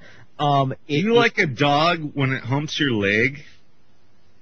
We got Pete and we got yeah, we've been Seth, doing by running out of time. We got Seth Michael. That's me. Hi, everybody. What's up, Seth? Hey. Second Foundation thoughts. Give them to us. I would say that, or I am going to say that these things that are put in front of us that we've been discussing, to me, they're all kind of perversions. We live in a country where you are free to be as perverse as you like, so long as the state isn't bothered by it too much. And that's fine and good. But I'd say that discussing it in the manner that we are is completely and totally pointless. because it's just one more way of distracting. Because in the society in which we live, this is just my observation. Obviously, I'm not shoving this down anyone's throat or anything. Maybe into your ears a bit, but a little bit different. You know, I look around and see all participating in the society as being perverse in one manner or another, and those, you know, it's baseless. Our society is baseless. These things that we're talking about are arbitrary, completely and totally arbitrary. Well, yes, it's called why worry about my own problems when I can worry about what my neighbor's doing? Isn't that more comfortable? Well, and the moat and the log and the eyes, things of that nature, absolutely. But even more than that, the fact that this is socially such a big topic is. I'm from Texas. You don't have to tell me about how big of a topic it is. That's one of the many reasons I left the damn state. Hey, that's why you're on the air, bro. That's why you get to speak your voice, man. And those things mean very little to me. Like, I don't. It's not. You know, this is radio. I basically. We can say whatever we feel. It's freedom of speech. Can I just say quickly, in regards to what Seth just said, it might not mean a lot to us, heterosexuals, but it certainly means a lot, this topic of conversation, when homosexuals listen to it. Yeah, because who wants to be bigoted against? You know, we have to define really what sin is. And if we can define what sin really is, then we can have a proper conversation. Knowing better than to do what you shouldn't do. But see, you've got to have some sort of guilt for that in order to make that system work. If you don't have any guilt and you just go along with anything, then you're never guilty, and therefore you're never sinning.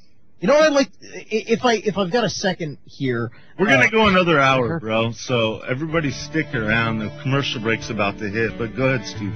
Thank you. Not another big word, Steve. Right to start, actually.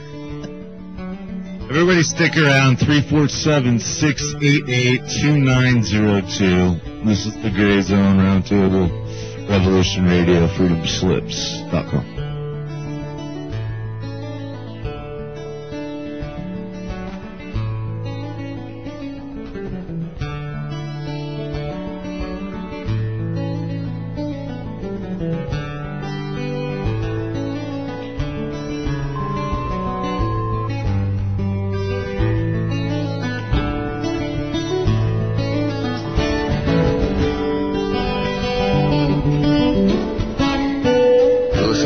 Radio at freedomslips.com. And we'll be right back after this message.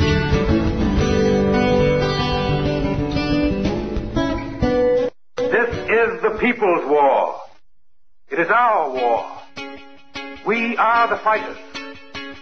Fight it then. Fight it with all that is in us. And may God defend the right. Warning! Warning! We gotta stop them! They're gonna kill us all! See how the trouble you've started? Be they the government, be they industry, be they organized labor, be they anyone, or human beings. Time when the operation of the machine becomes so odious, makes you so sick at heart that you can't take part. You can't even passively take part. And you've got to put your bodies upon the gears and upon the wheels, upon the levers, upon all the apparatus, and you've got to make it stop. And you've got to indicate to the people who run it, to the people who own it, that unless you're free, the machine will be prevented from working at all. Revolution Radio at freedomslips.com, the #1 listener-supported talk radio station, throwing ourselves upon the gears of the machine. Revolution Radio, where information never sleeps. You called down the thunder, well now you got it. Right, you tell them.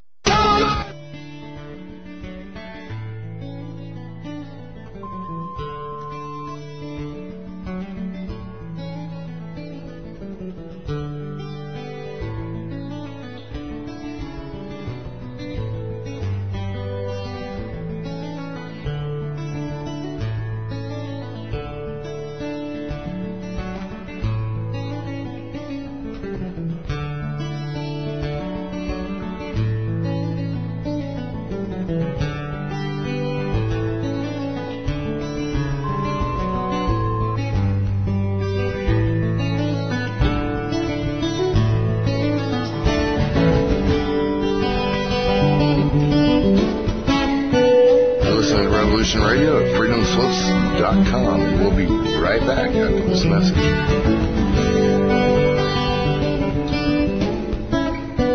This is the people's war. It is our war. We are the fighters. Fight it then. Fight it with all that is in us. And may God defend the right. Warning! Warning! We gotta stop them! They're gonna kill us all!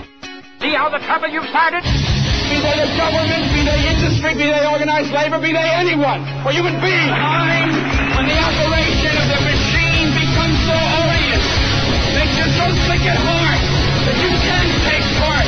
You can't even passively take part.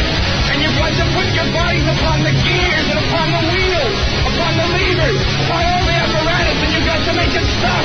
And you've got to indicate to the people who run it, to the people who own it, that unless you're free, the machine will be prevented from working at all. Revolution Radio at freedomslips.com, the #1 listener-supported talk radio station, throwing ourselves upon the gears of the machine.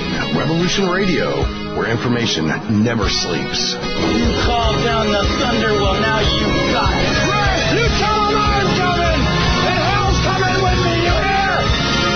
Hell's coming with me! Revolution Radio!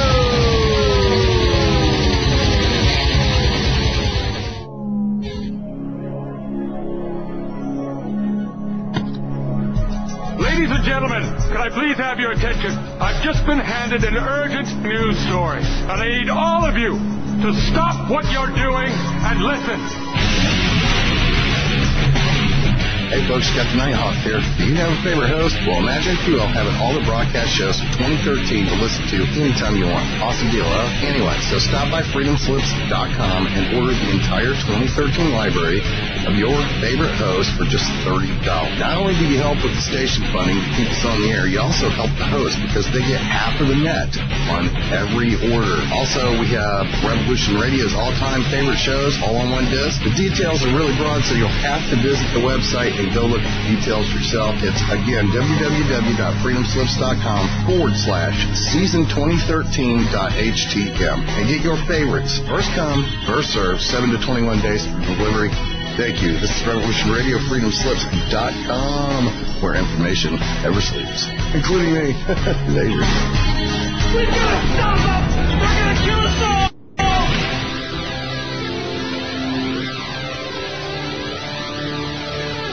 He wants a challenge. Let's give him one. The voice that whispers in your ears, or the screams that you fear. The mind you cannot defy is the heart that rules mankind. The people who made you are the gods that will save you. I am Steve Travesty. I am the voice. The ghost in the machine. Ghost in the Machine, Tuesdays, 8 p.m., Studio A. Right here, Revolution Radio, freedomslips.com, where information never sleeps.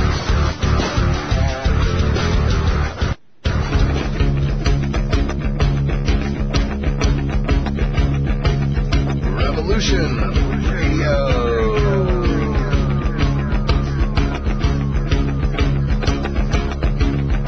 Listening to Revolution Radio, freedomslips.com, 100% listener-supported radio, and now we return you to your host.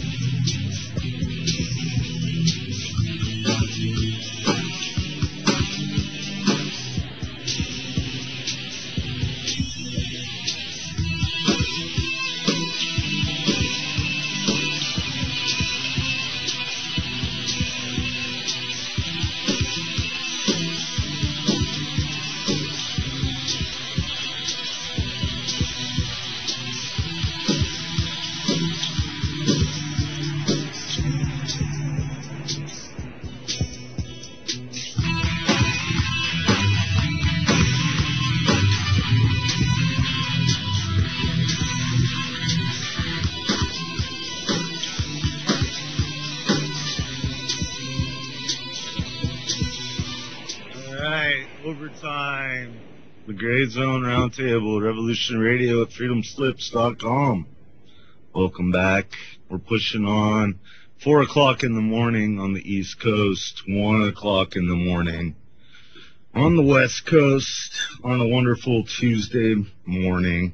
5/13/2014. Kind of a weird date that's still sticking out for me. Wingman, you want to promo us? Yeah, this is a bit where I say I call it contribution therapy. Send us some money to help us, help you and others, and feel better about it, feel good about it. Heading over to the site, click the support button, and you'll feel better for the rest of the day, I guarantee it. Okay, guys, carry on. Yeah, we're talking about sexual orientation. Hi, Jack, let's talk over the host, please. We haven't heard from Pete yet. He's a caller. Pete, yeah, we were talking about sexual orientation, quote-unquote perversions and different belief systems and views. What do you have to bring to the table here at TheGrayZone? Saturday they did a draft, right? And Michael Sam got drafted for the Rams. You're breaking up.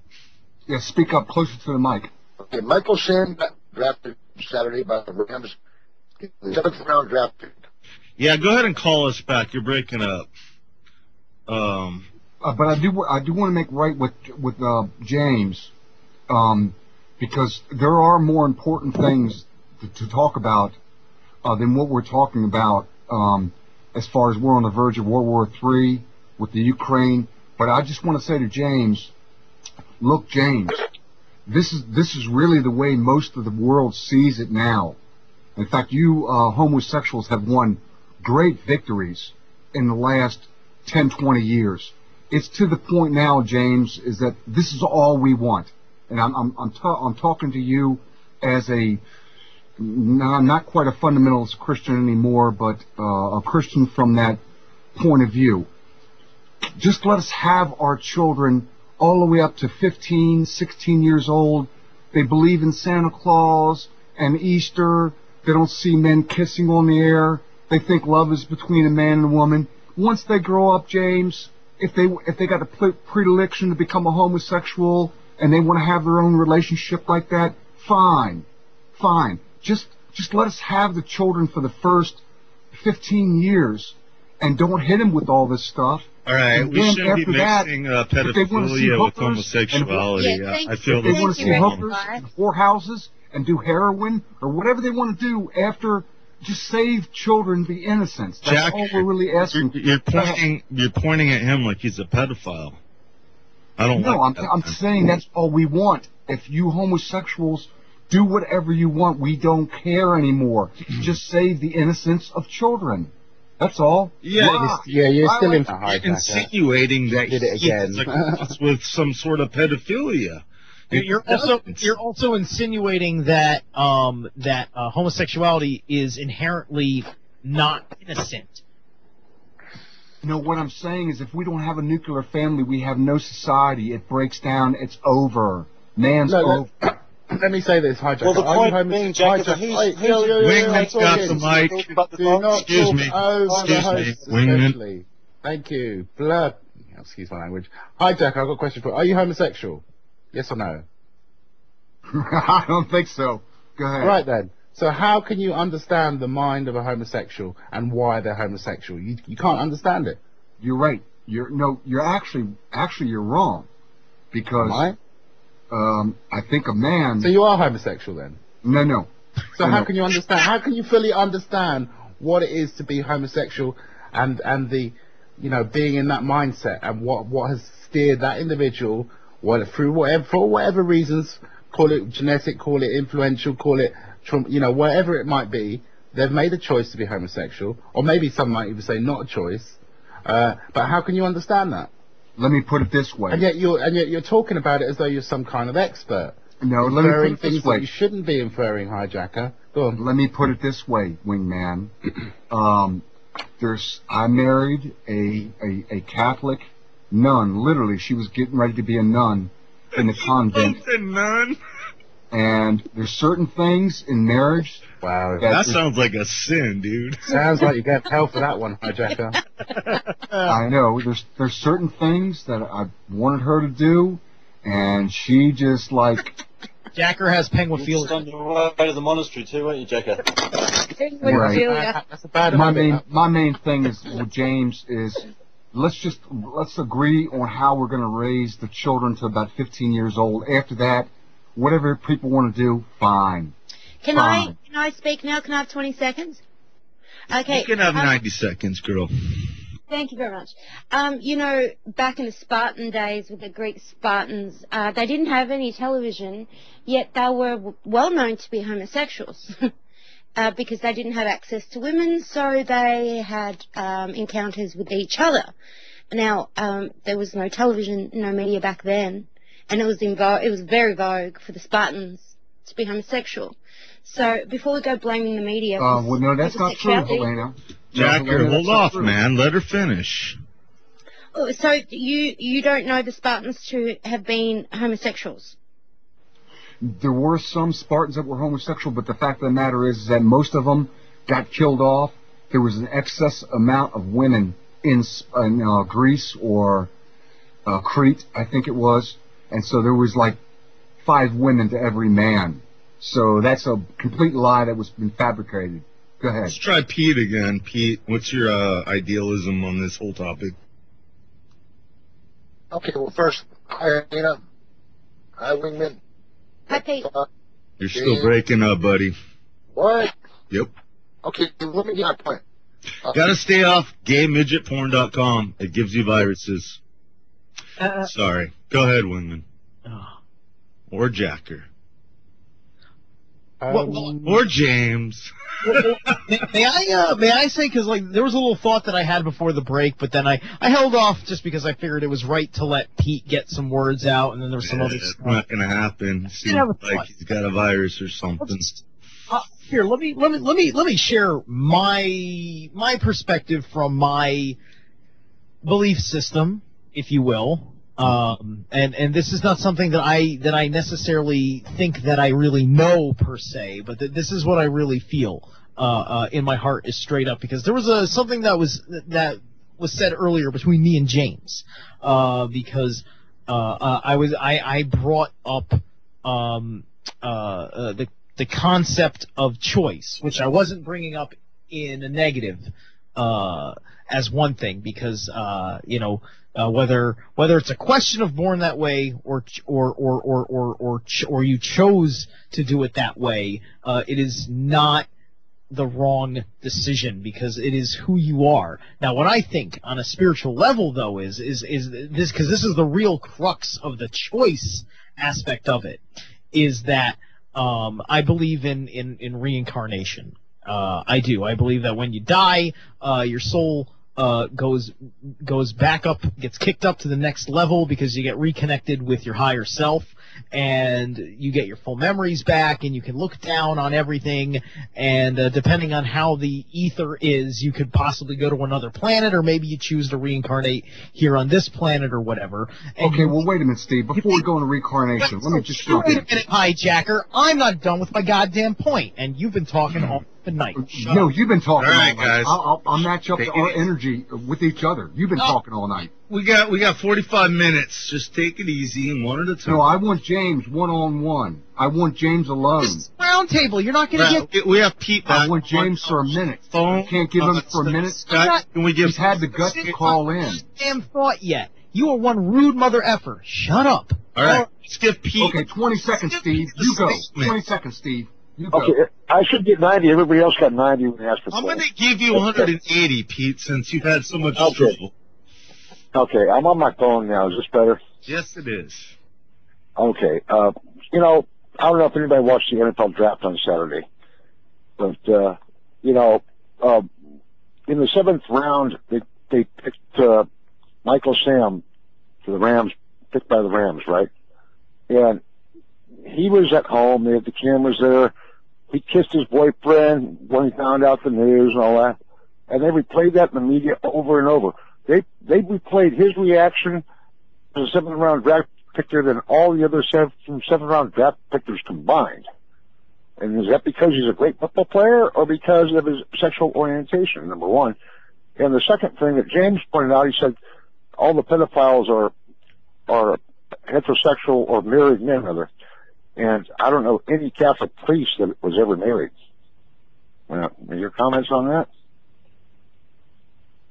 Catholic priest that was married. That's a good question. No, I don't know any Catholic priests that were married. But James said that all the pedophiles were married men.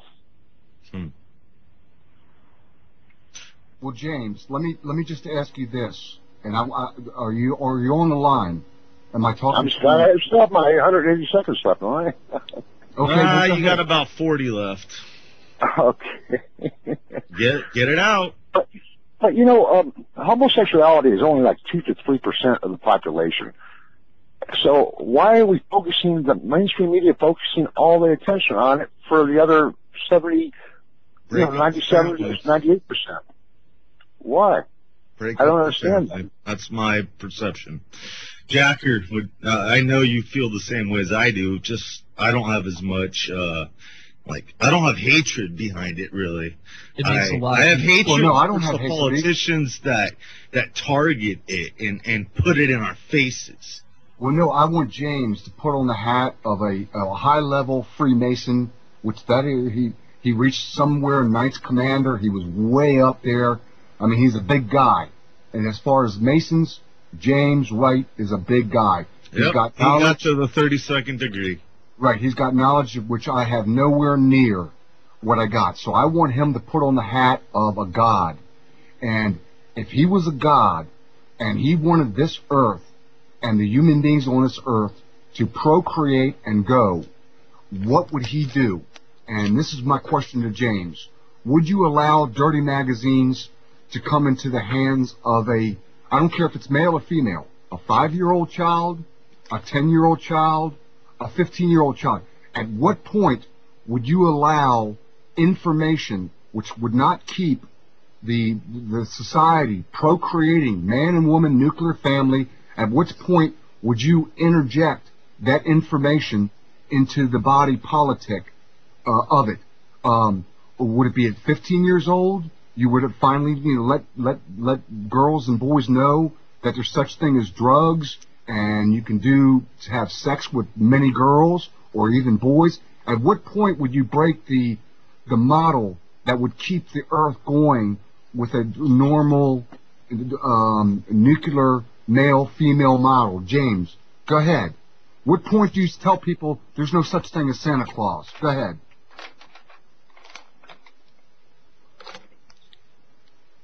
Am I just too powerful? Go ahead. We're mixing Santa Claus and the Easter Bunny now. No, I'm saying is we sexual all go. Preference. Really? No, what I'm saying, Rectify, is that we've all agreed upon a certain way to raise children. And then when they get 15, 20 years old... Did you raise your children believing in Santa Claus? And did you have a Christmas tree? Oh, yeah, for the longest time until I figured it out. But that's not the point, Rectify. Mm-hmm. The point is at what point do you tell children that the world that they're living in, the that world they can live... sucks, kids. Can I repeat a quote? You haven't had the mic in a while. Can I repeat a quote? Thanks. Can I repeat a quote by Marilyn Manson? He put it this way: raise your kids well, or I will do it for you. Okay? That says a lot. That basically says, as a parent, just raise your kids well, do the right thing by them, don't expose them to too much media. If you're that ignorant and you put your kid in front of the television, you're going to end up with something really random anyway. But it's a very good quote. You look after your kids, bring them up well, and whatever they become when they're older, if you've done a good job, that's all we can do. It's all you can do. Do you want your daughter, Helena, do you want your daughter seeing 2 girls at 10 years old? When she's 10 years old, do you want them seeing 2 women kiss? I'm going to be the most controlling mother you've ever met. Yeah, she's going to homeschool her kid, for sure, as I can already see it. Oh, no, I'm actually putting her in a Steiner school, which is a spiritual school, a very small school for children. That's cool, too. I went to a Christian school growing up. No, not Christian, a Steiner school, not Christian school. What is it? It's a Steiner school. It's also got another name, Montezuma or something, but it's a spiritual school. It's more about spiritual principles, about teaching your children individuality. So they're actually taught, treated as individuals. They're not treated as Coca-Cola or McDonald's, like those big schools. Montessori, thank you very much, Seth. Montessori and Steiner schools. But my point is, that quote I had to mention, it says a lot. Marilyn Manson said, raise your children or I will do it for you. And him saying I was his representation of the media.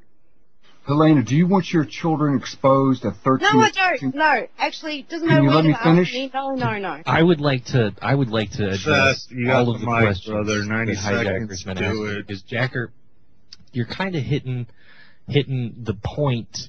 Actually, no, you've danced all around the point that you're trying to make without making it, because you're getting caught up on one very small aspect of the larger picture. So I'd like to throw it out there that the issue is in this society is not the issues that we've been talking about, but it's the commercialization of sexuality. It's the fact that it is everywhere. It is pumped into our minds through books, media, television, music. We had popular American music, Pie. things like that. There was a hot pie that this guy stuck his thing in. Right, that just one example, but it's everywhere. It's subtle. It's not subtle. They do it subliminally, superliminally, and liminally. It's all aspects. It's all there, and the reason is because that's just one really super easy way to control people. Part of our brains is dedicated to that very thing. We see certain pictures, it triggers certain chemicals, and the reason that they're, Pete, to answer your question or to maybe offer a suggested answer, the reason that those images are being shown over and over again on the television is because it makes a vast majority of the population uncomfortable at some level, and that is good for business. It's good for the status quo.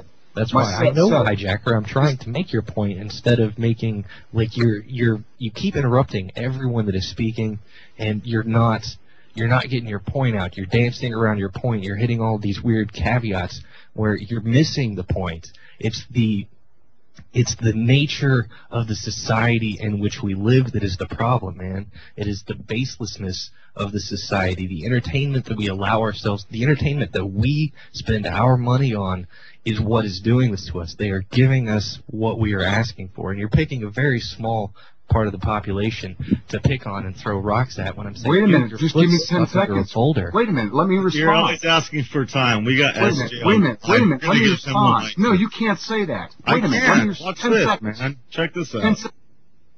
Hey, SJ, how you doing tonight? Wow, what a fascinating, controversial, dramatic conversation. Ain't it fun? Aren't we good at this? I think we're pretty damn good at actually, we're working with Jacker. I remember 4 years ago when he first showed up, he irritated most of the people. I tried to get him into conversations. I was one of the first persons to really fight for his ability to be a part of our community, and he is quite powerful. But I've always said that he's slightly unfocused. He believes too easily. But, he is dramatic and he's powerful. He has a very strong personality. Over.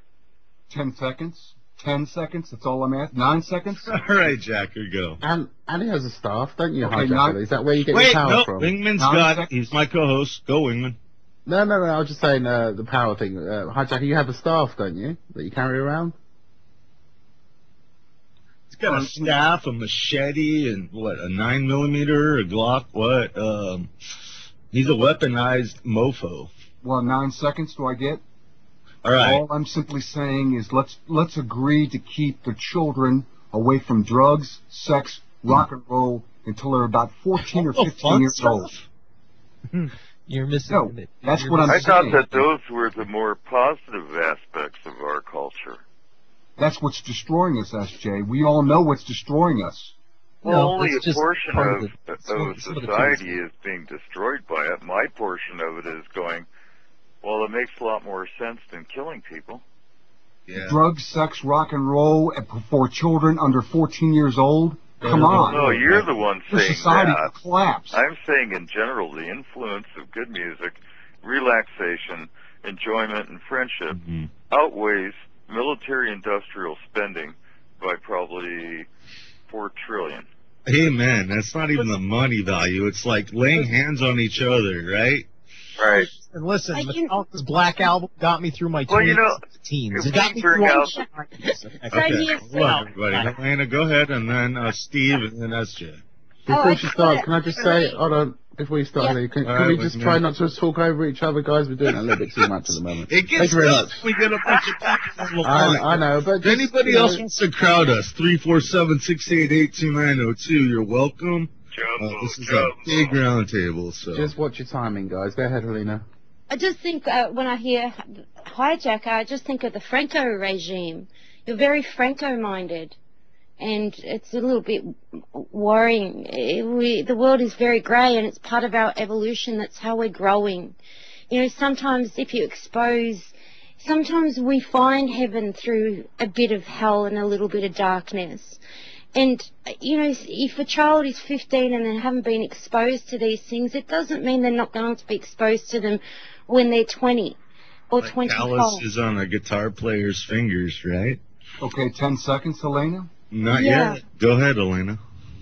Yeah, so I'm really trying not to take up too much airspace, so go ahead, Hijack, go ahead, Franco. At 15 or 20 years old, Helena, a child, as they grow into manhood or womanhood, can make a better decision when they're small and they're young and they're being exposed to, I don't care if it's heterosexual or homosexual pornography. Just keep it away from them until they hit a certain age. Then say, look, this is the real world you live in. That keeps society going. That keeps mothers and fathers making children, like you just made a child. You're going to raise a child, and society goes on. Let's not destroy it. We don't watch television. We're probably the only people in my suburb that doesn't have a television on. I can see it's nighttime here. I can see through windows, and everyone's got a television. We don't watch television, so that we might have a heads up as well. We're very creative people. My husband's an artist. I'm a musician. Not everyone can be like us. You're a daughter. Pardon? Helena, you don't. Helena, of course. Helena, let me ask you: do you want your daughter exposed to drugs, sex, or rock and roll before, let's say, 15 years old? No way. I was going to make the point before. I'm going to be the most controlling mother until she's at least 35. No, at least 15. She's mine. She's mine. After that, she becomes a young woman, an adult. But up until then, she does not belong to Marilyn Manson. She does not belong to the media. She does not belong to them. She belongs to me. That's what I'm saying to James. I'm saying to James, look, we don't care about you homosexuals. Do whatever you want to do. All right, hijacker, I'm going to interrupt right now. We got a caller, 920. What's your name? Where are you calling from? And what's on your mind? This is Matt from Wisconsin, and just a few things. I mean, the first thing is, hijacker, I mean, it's like how the mighty have fallen. I'm sitting here listening to this, and I'm like Mercutio and Romeo and Juliet, listening to Romeo beg Tybalt, oh, I love you, does much excuse you, You're sitting here, oh, can I have 10 seconds, 20 seconds? I mean, let's not forget, you're the guy who kind of built this station to a large degree. And the reason I started listening and keep listening in the first place, I was like, but I blame you because it's like, keep your show and you'll have all the time you want. And you don't have to sit and beg for 20 seconds. And it ticks me off to rather listen to the true reality, I know, but I have to humble myself in order to get through to more people. Yeah, he had to humble Bravo, well spoken, 902. I can't even take my voice. I'm so powerful. Nobody can take my... I want to hear from Travis Steve. Go ahead, Steve. Thank you. Mike. All right, 15 minutes ago, I started something. It's been so long, I kind of have to start from the beginning because I'd imagine some new listeners at this point. I was making a point about a spiritual way that I look at sexuality, which is my personal belief system. I don't know it to be true yet, but I feel it in my heart to be true. that I'm a person that believes that reincarnation is real, and that, you know, every time you die, your soul goes back up and connects with higher self, and then it gets its perspective on things from when it regains its all-knowingness state, where all clarity comes back to you in the ether. And then when you are reincarnating again in the physical plane as a sexual being, as in, you know, you're a flesh and blood being that, you know, that will have reproductive organs, so on and so forth. On that level, you make a karmic contract choice to have a prerogative, and that is where it is a choice, because it's all behavioral that then gets wired into your genetics when you incarnate, and then it gets activated as you are going through puberty. And then, at that point, based on your experiences through that and your entire life, you can choose to suppress who you are, or you can choose to accept who you are, you know, from that point. Because, of course, when we reincarnate, we go back into our forgetting phase for this lifetime. At least that's a speculation, right? That is what I believe in. That is what I believe in, and the choice that your soul makes when you incarnate is neither right nor wrong. So maybe, well, you know, that's a pretty comforting way to believe. I like that. I like the fact that everybody can have their own version of that, and we can all get along. It's, you know, I figure if we would concentrate on bringing out the best in each other, we would be well on our way to setting the example for anybody else that's interested in a significant change in thinking and an attitude and belief in life in general. Over. So, Steve, what you're essentially saying is that Hijacker in his next life could choose to come back as a gay guy? Is that right? Yeah, because Hijacker, once he reconnects on the other side, and he gets a higher perspective on things, that may be his choice. And he'll probably be incarnating into a world where it won't even matter. Because at the time that you incarnated, that you're having this experience now, like James is, part of that is also seeing, you know, the various possibilities up the time stream of what the future of being incarnated in a particular sexuality. Did I ever tell you? It resulted. So we got 13 people online. So what we can do did as I far ever as tell time? you the You just going to talk over me, version SJ? Of reincarnation? It's a so great are we going to talk? story. It's just so funny. You ought to let me tell what it. What are the rules here? All right, SJ, keep going. Hijacker, chill out. There were these two cowboys. Make it quick, SJ. You get 90 seconds. Well, after explaining what reincarnation was and trying to describe it to his partner after attending a lecture in town, he basically told him, well, look, you know, it's fairly simple. You know, you basically go through all these changes, you know, you die, you become part of the soil, you become a plant, and then a cow eats you, you know, and then he poops on the ground. On the other hand, you wouldn't really change that much. So do I get 9 seconds? I'm going to go for everybody else first, actually. Wingman, you're up. Well, I was going to say, if you say the word seconds again, I'm going to slap you so hard, boy. But other than that, no, I've got nothing to say at the moment. You're banned from saying that word, Hijacker. You're banned from saying the word seconds, even if it's referring to clothes or furniture, doesn't matter, in any context. But what about 3 seconds? Even that. Okay. Can I get 5 hours? Yeah. But, no, I'm enjoying the conversation. Steve Travesty, I think you still have something on your mind, brother. No, I'm good now. I got that off. All right, cool. Well, the next time I'm interrupted halfway. Right, let's move through. We got James back yet, or are you still on pause? No, I'm back. All right, what's up, brother? Spit Not some much. What's up? action.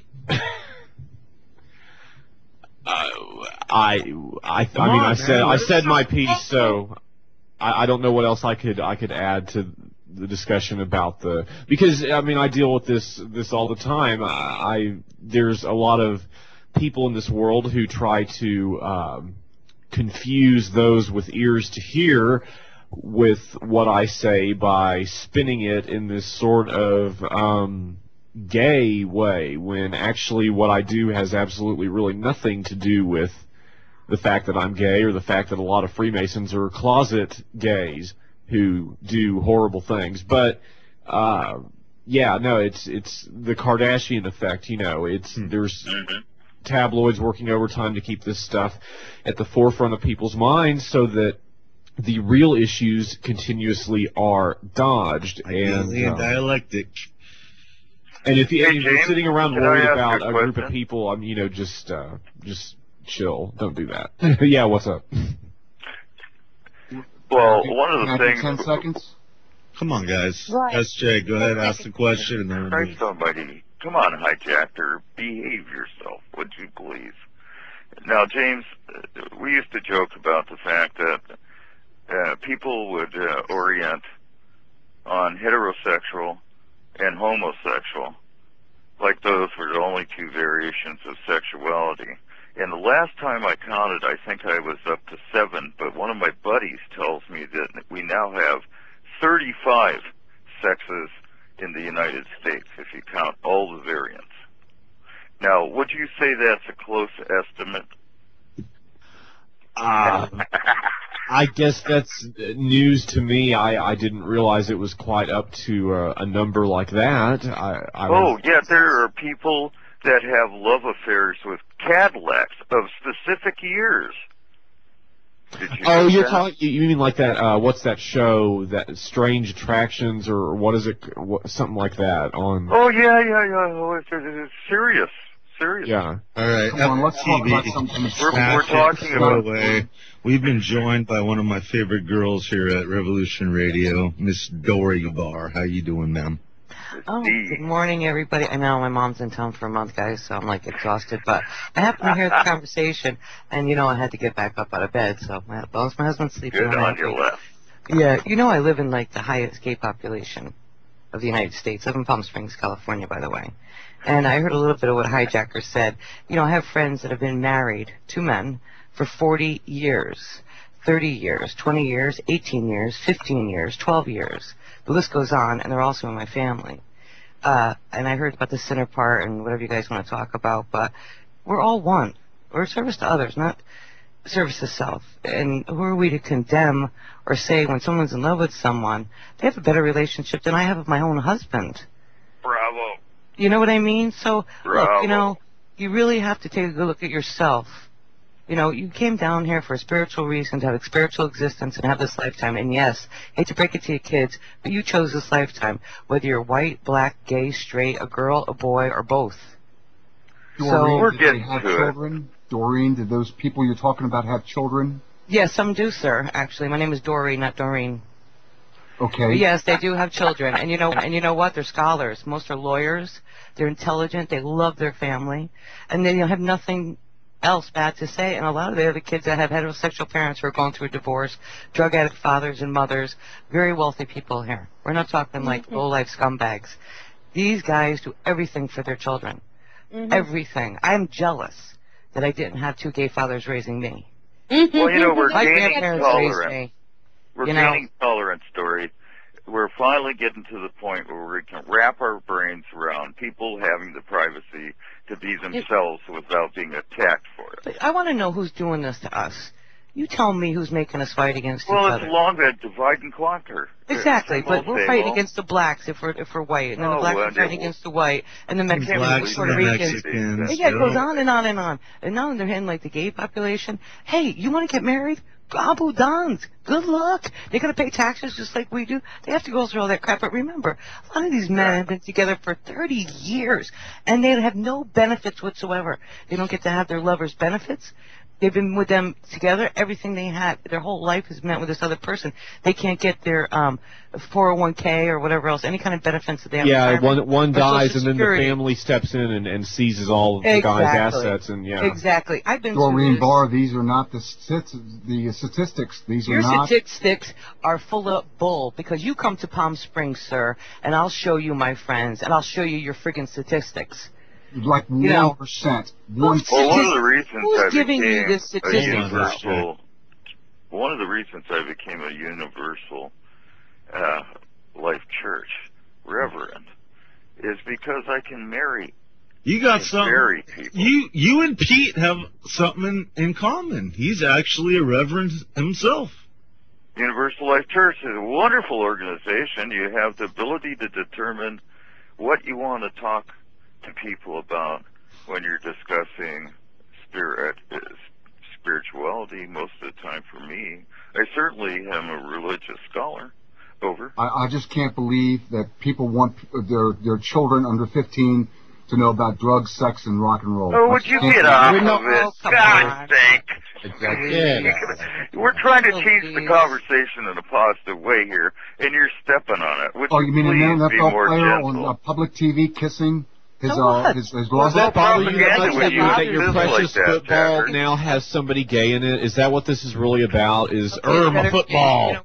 Turn it off. Just don't watch stifled people. thinking. That's all you got to do, okay? If something bothers you, don't look at it. They don't interrupt your breathing. Yeah, right on. Can't look at it. Children have access to the internet. They have Respect access for to the people, internet. you know, and I their got privacy. you, That's what Hijack, that's all about the about. kids that watch TV, like uncontrolled with bad parents that, use the People TV worry to about your beat government kids. I pedophiles and little understand boys that. and stuff in Hollywood, and you're worried about gays? Are you serious? They're not pedophiles, honey. It's great. They don't like little boys. Yeah, we got other problems. Understanding that you have. Yeah. You worry about the pedophiles and stuff. You want to bash people? Let's talk about our government and all the Hollywood people that screw these little kids. How about your freaking priests? So you want to talk? So why is all the Hollywood people, the politicians, Careful, the profanity. bankers are doing period. it? SJ, don't Settle talk over down. me. Sorry. Either we can We just want do to 20 seconds, stay you do 20 seconds. Go ahead. Legal with the FCC. Yeah, Ladies we're and all gentlemen. good. I'm just saying, you should funk. really take a look at the statistics, your own statistics. You have to know people. I took on all your of own you all. basis. You couldn't even give me 10 seconds of air. There's nothing to give you 10 seconds a year. You've been talking for 2 friggin' hours. I heard you. You have had huge I have not amounts talked of for air 50 throughout seconds. your career, so quit sniveling. Actually, It's ridiculous to snivel as much. It makes you look bad to snivel that much. I know, Jack. You're chill out for a while, man. You have 2 ears and 1 Yeah, mouth. listen, learn to listen, dude. Seth, Talking about. You guys can't take me for 10 seconds on the air. Come on. Bullshit. Yeah. We've been sucked into your pee-pee for years. Now, come on, behave. Jacker, you are compelled to respond for 10 seconds to every other comment that everybody else makes. You have to be the first one to rebut anything, even though it's not even directed at you.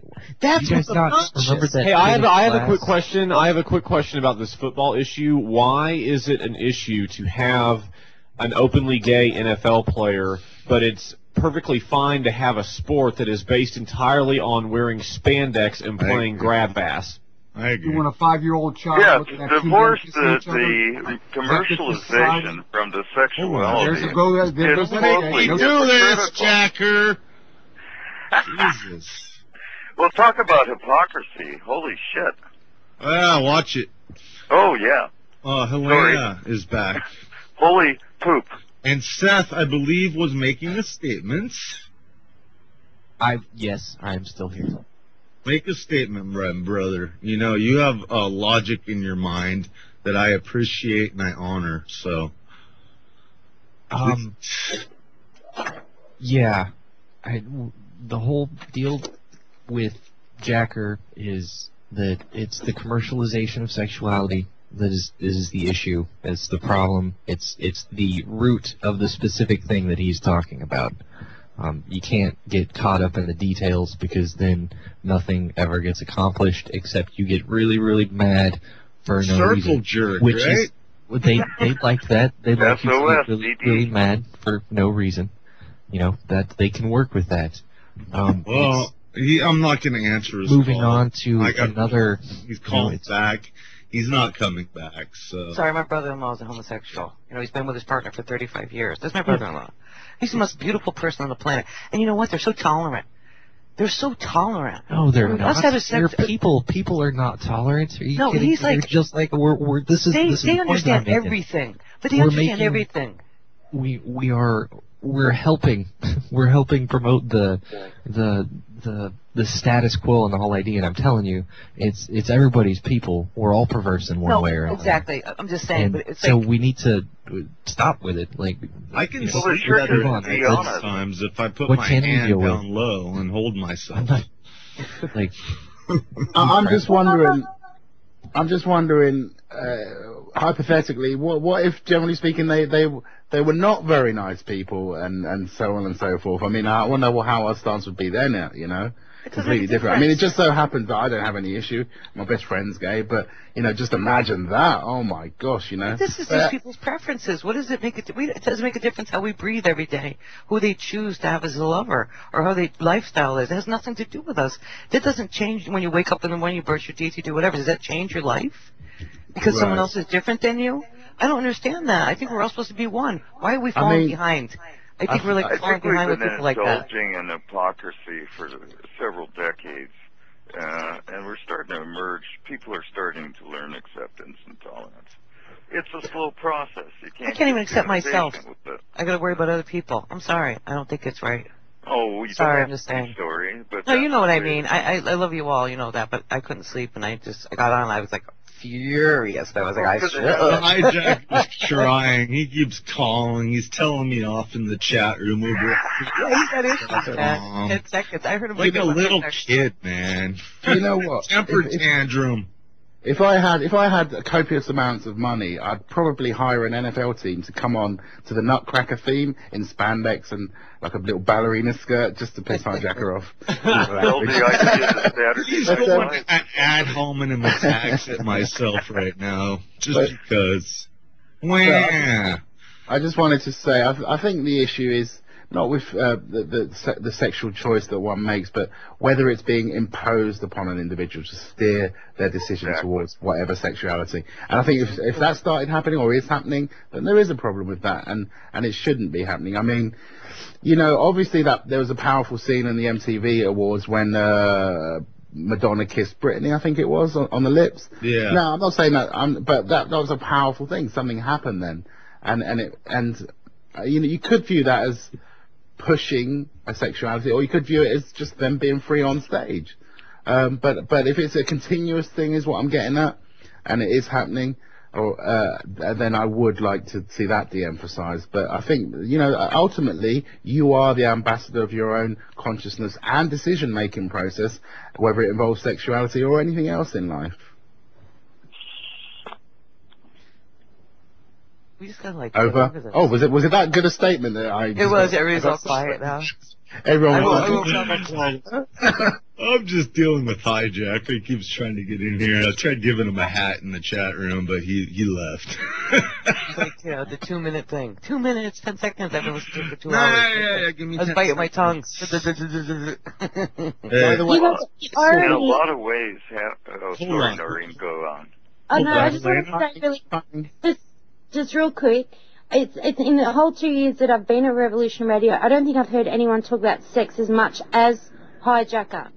In the 2 years I've been here. I remember his Sex Mountain binge. Do you remember that time? He just got insane and was talking about his Sex Mountain, and it was one of the weirdest, you know, sequences I've ever heard him go through. You know, look, the guy has gone through hold on, that's my turn. The guy has gone through some incredible head trips with other people. I mean, he's been abused. So keep this in mind and try to be gentle with him. It's a good thing he's there because he's... I love him. There's just so much. He's one extremity that we need to be able to embrace and know what we're doing. Right. Well, that's great. Got it. In private, it's fine, but not on stage. Well, he's taking bits and pieces of outdated, bad information, and he's relying on that to form the basis of his postulation, and he's not correct. I'm sorry. I like the fact that he mixed pedophilia with homosexuality. Yeah, that's how that's kinda like fed that's how that in, brainwashed you they know? are. Like his, usually when Hijacker does these things with the facts and figures, though, it's really usually not an outdated thing. It's just at the end of the day, it's just the manner of the way these facts and figures and polls are created or whatever. You've got groups with agendas that can slice any cross section of a society the way that they want. I hope to tell you especially that's if they absolutely true. Questions. Oh man! Hey, I they agree with hired Steve. I they agree with hire Steve people 100%. during elections to do that. Like it was known as K Street operation. So that's only one of thousands that's going on in our culture, and we've got an international group doing the same thing. What's interesting, though, is we are coming closer, probably, in terms of my accumulated research internationally. We are coming closer, probably, to reality than any other previous generation. We can share internationally. We know when they're bullshit, when they're jiving us. And I'll tell you, Bolsheviks. We I hate think them we're getting pretty Bolsheviks. good at this stuff. We've got outriggers. We've got perspective. We've got people we can be I love how you absolutely always put honest everything with. to like an Hold on. oceanic We got people we can metaphor. be honest with, man. That counts. Yeah. And hey, incidentally, hold on, Steve. Incidentally, those what is it, 32, 33 types of sexuality you mentioned earlier. One of them I found out the other day. Get this. One of them is Bannister loving. Yes, I kid you not. People that rub themselves up against women Bannisters. Oh, Pedimentary. Jesus. When are we going to be able to marry our Bannisters? Bannister. I'm waiting for a song to come out, mate. Bannister lover. The Bannister polka. I just want to marry Angela Gasau, and you should go Google. Oh man, and I love that woman. But let me tell you, let me tell you straight up, because SJ made a very, very interesting point. And I don't know if that was because he read something that I said earlier, maybe inspired him, that I wrote earlier, maybe inspired him to say that, but I'll share it. Is that I felt a deja vu occur during this conversation a little bit earlier. There was some back and forth banter that was going on that all of a sudden triggered in my core, and it's just like, I feel like I've had this conversation before like this. But yeah, I know that I couldn't have, and as soon as that kind of thought enters my mind, immediately my gut tells me, deja vu. And dude, time is like folding on itself. Sure, yeah. Totally. Of deja vu, I believe, which is why it was used metaphorically in the Matrix the way that it was, is when the CD has basically, the record is basically skipped. The timeline is shifted a bit, and that's the edit point. And you can end up feeling it. It's natural, except there's this one thing that kind of irks it, because it feels like it's happened before, because that's where the edit happens. So we've shifted timelines tonight. And well, whenever that happens, you should take a moment of caution to think about what you're going to do next. Mm-hmm.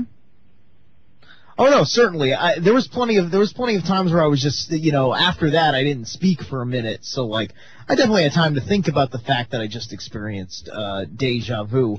But I think, especially because of just I know that everything I participate in is A, not a mistake, B, I have my part to play in it. Yeah, you have a place in the Vedic record. Exactly. And, and so, and things like I asked James, if he wanted to come in and talk at the beginning of the conversation, as far as when I joined up, and then all Glad he did. It's final thoughts time, guys. You got 4 minutes left. So let's pass the mic around generously. Sure. Start with Wingman. What have I got to do? Oh, say the last word, buddy. Oh, tough one. Okay, last thoughts. Like I say, you're the ambassador of your consciousness. The choices that you make have an influence in your life and others. Be wise in your choices. Carry on. All right, James, you're up. Okay, let's see. Just don't be led astray by so-called facts and figures and statistics that have absolutely no bearing in modern day or reality or whatever, or take a trip to Los Angeles and see what a real, or New York and really experience what's the true definition of a melting pot, and, you know, just quit. Or just sleep in and don't leave the house, damn it. Yeah, or better yet, you know what, just quit worrying about what everybody else is doing and worry about the problems as they affect your life and then deal with them. Nueva Mamacita, Elena.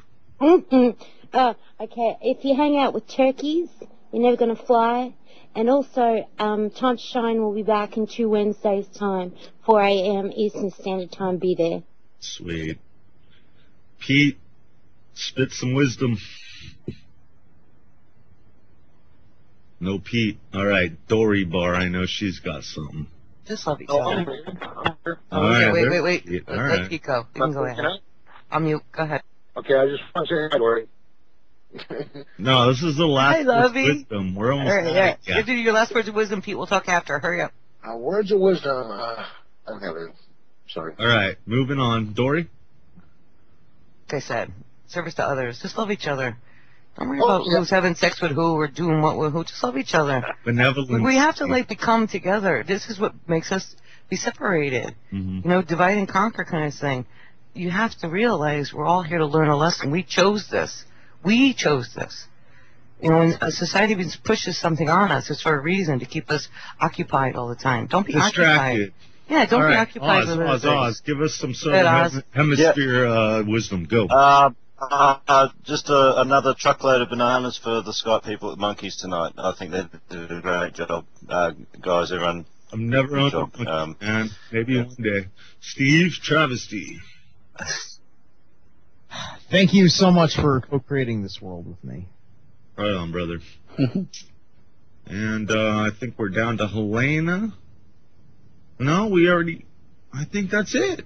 Yeah, no, we talked about it. Thank you all for being here. It's been an awesome Gray Zone. Oh, Seth. Oh, my God. I can't believe it's like my best internet buddy in the world. You know, you forgot about Seth out of all people. Seth and SJ. I forgot the about S. Seth and SJ. I love y'all. That's He's my getting couple. old. He's getting old, SJ. Look at Seth. He's like, takes over. I love this kid. Love this kid.